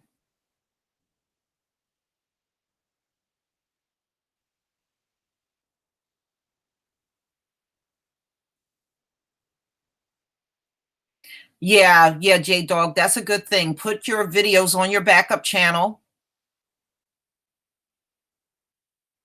And if you can dispute what they're doing, try to dispute it. I had to beat a couple of disputes, In fact, they threw one at me the other day and I had to dispute something, and I ended up winning the appeal. So it happens. It has happened to me numerous times. They tried to flag me for using a video and a news video. And even at the end of the news video, it said, please share this video. So that's what I did. I shared the video. And now you're going to slap me with a copyright strike? Then why do they have at the end of their video, share the video? So that's what I wrote back to them. Then why are you flagging me when they have at the end of their video, share the video? So they came back and they took the strike off. I mean, stupidity, really stupid shit.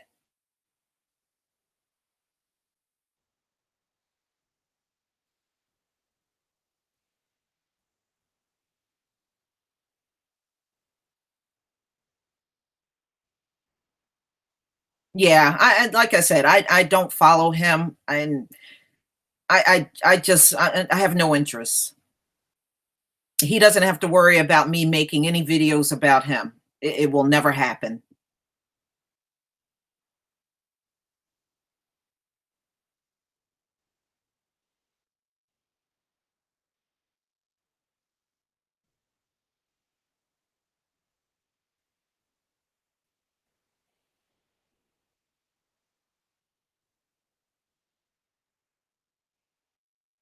Really, Peckerwood punishment. Yeah, I'm not surprised. I'm not surprised. But yeah, they tried to get me on an RT News clip that I used, and it said right at the very last part of the video, it said, please share our video. And I was like, okay, they tell you to share the damn video. I shared a video, and now you're punishing me for that? They were, oh, we took, no, you're not going to be the copyright. Please ignore that strike. Yeah, I wasn't paying attention to your ass in the first place. Yeah, it's been coming down for like the last 2 days in a row, especially today. It's been exceptionally hard rain in New Jersey. I don't know where y'all are, but here it is pouring. Yesterday it was raining too, so we've had a rain. The whole weekend's been raining. Yeah, yeah, yeah, one LVZ. Yeah, I'm giving information and they're saying share this video and I share the damn thing and they gonna come back and strike my ass.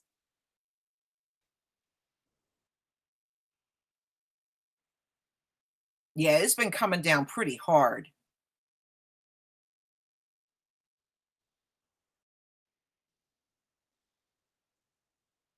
Okay, S. Wiseman. Yeah, 3 days in a row. It's about the same for us. I mean, I'm right here in New Jersey. It's about the same.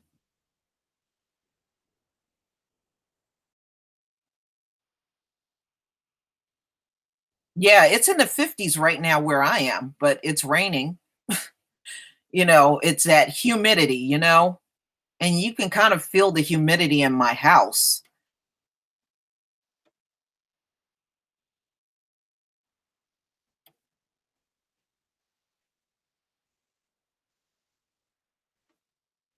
Wow, raining in Clantucky too, huh? Lady of Soul. Woo, I guess it's just raining over a big portion of the country then.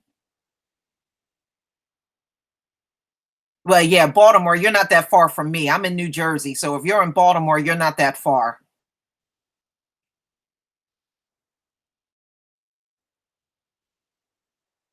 I mean, I can literally get in my car and be in Baltimore and because it only takes me 1 hour to get through the state of Delaware. Once I get through Delaware, I'm in Maryland. It's that quick. I think the last time I drove from New Jersey to Maryland, it took me maybe a little over 2 hours. So you're really not that far away at all.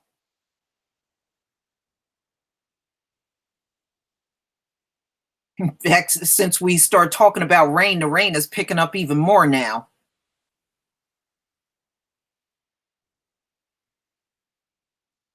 Yeah, this winter has been strange. We get these warm days and then it'll go down into these sub-freezing temperatures. And I tell you, it's been crazy. It's been a very odd winter.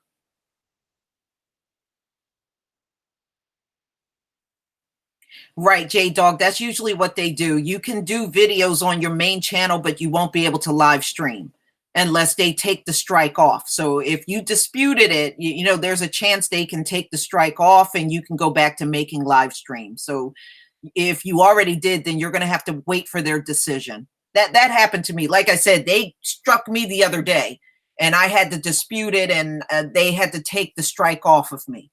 But I almost lost my ability to do live stream just a few days ago. So, I'm not immune to it. It happens to me too.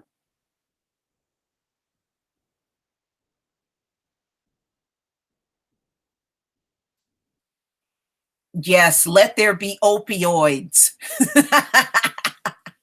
Let there be opioids, and there was opioids.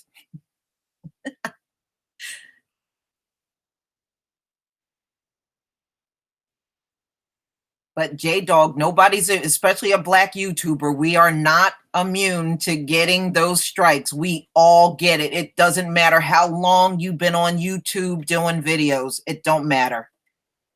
It don't matter.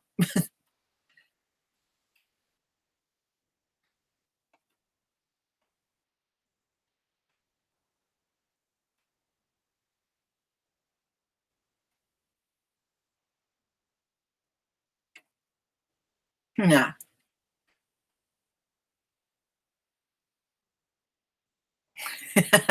He saw it was good. I love it.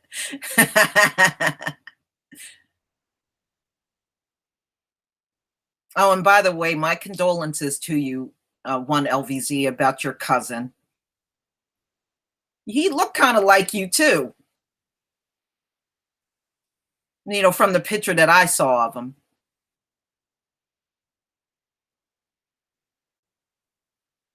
You can see the family resemblance. Let me just say that. You can see family resemblance.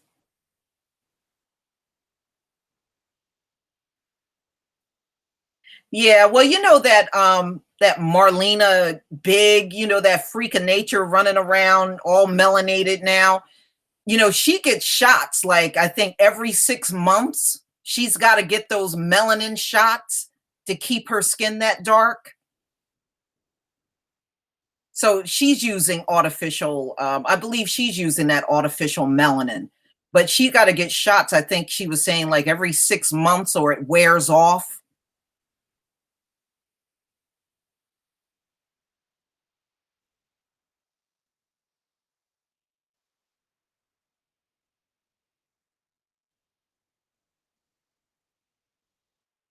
No, Emerald Princess. No, only fools are doing that. That's the only ones doing that. Fools. You know what? I don't know if all those shots are killing her, but you know what? She's doing something unnatural to herself. So I wouldn't be surprised that if it eventually catches up to her. It's not normal to be getting those shots like that and making you that dark. That shit is, you know, I don't know. I think in the long run, it's something's going to catch up to her. She needs to be in a mental institution. If you listen to the way she talks and the way she talks about really believing she is black now, this woman, she needs to be put away somewhere because she ain't all there. She is not all there. I've heard her interviews. That woman is not all there.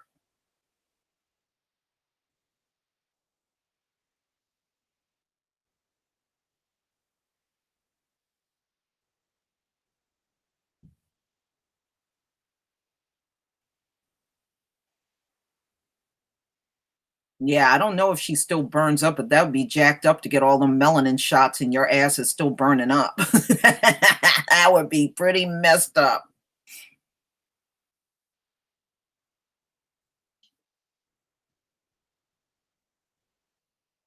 Well, you know what, Mr. Lawrence 777, the problem is the fact that they lack melanin. See, that's the key to survival on the planet. It really is. If you don't have, if you're not melanated, then your future is bleak.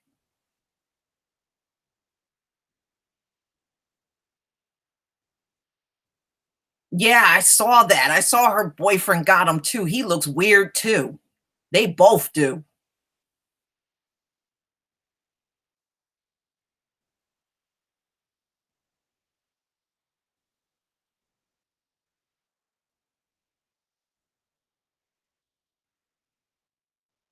Oh, Rachel Dolezal with Nefertiti. Yeah, you know, I ain't heard her in the news lately. I hope they don't resurrect her butt back up.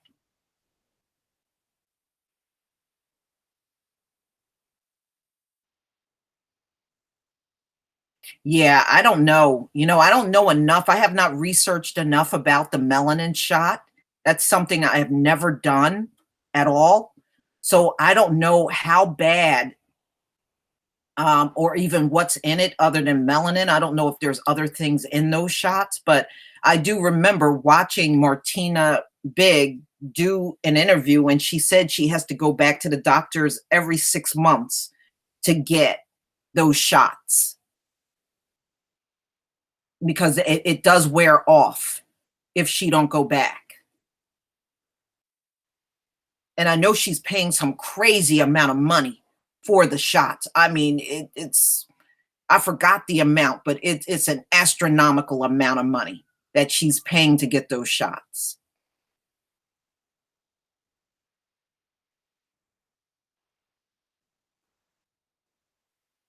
Yeah, and exactly. Avaya, everything has melanin, even the trees and the grass, it has even they have their own form of melanin.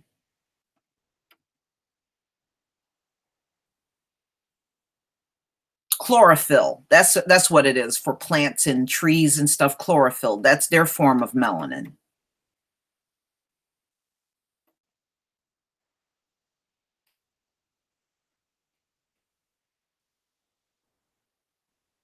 Yeah, I'm not surprised, Emerald Princess. Like I said, the melanin shots are just something I never researched before.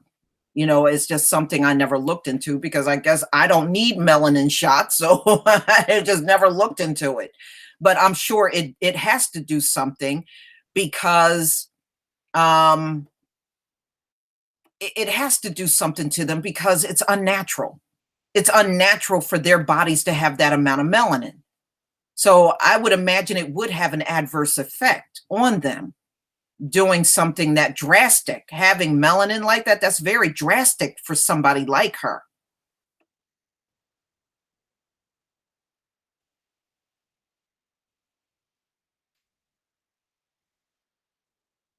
Yeah, I would imagine it does. It caused DNA damage. I would imagine you are right. FA112334. I would imagine you are right because that stuff has got to be getting into her bloodstream and everything else. That melanin that they're injecting in her body, you got to figure it's probably going into her nervous system. It's going into her bloodstream. It's getting into everything. So yeah, I would imagine that it would have that, an adverse effect eventually.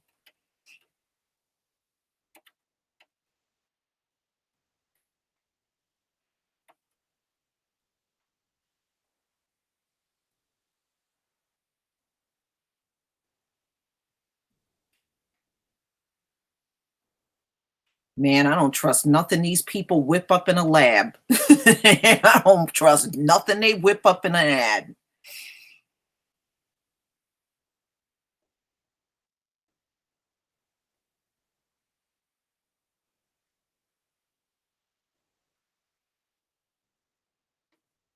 Well, I know she said her hair is now getting kinky, since she's been taking the melanin shots now. When I saw an interview, she did say that her hair is now getting a kinkier texture to it since she's been doing the melanin shots. So like I said, it's getting into everything in her body. So I don't know. We'll see. We're hearing about her dropping dead in another 10 years.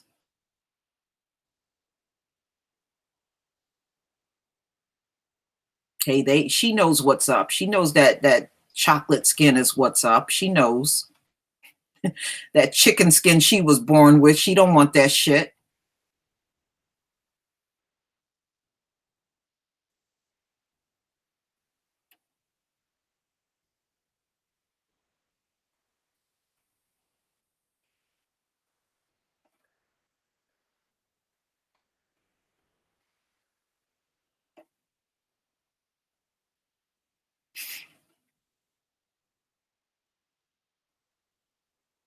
Yeah, she looks so unnatural. And then them big basketballs she got as titties, man. Please get out of here with that mess. She looks terrible. I believe she's in her 30s. I mean, don't quote me on that, but I believe she might be in her 30s.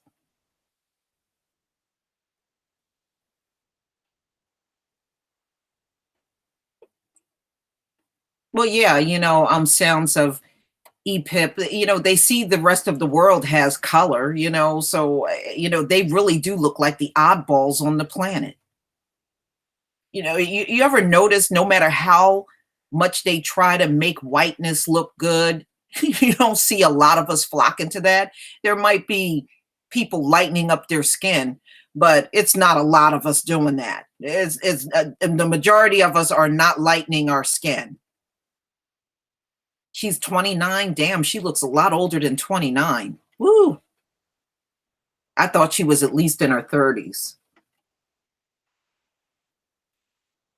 Well, we always know they look way older than what they really are, but she looks way older than 29. I thought she was older than that.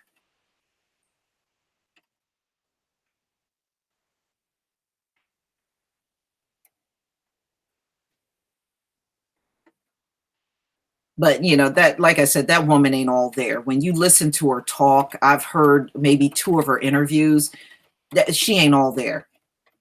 She really isn't.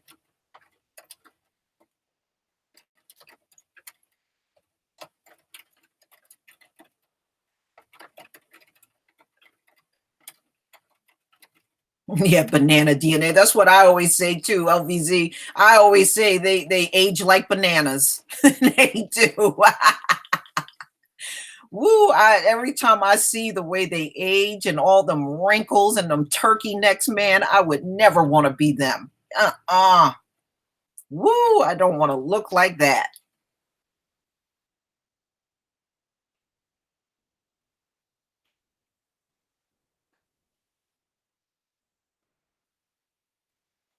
Yeah.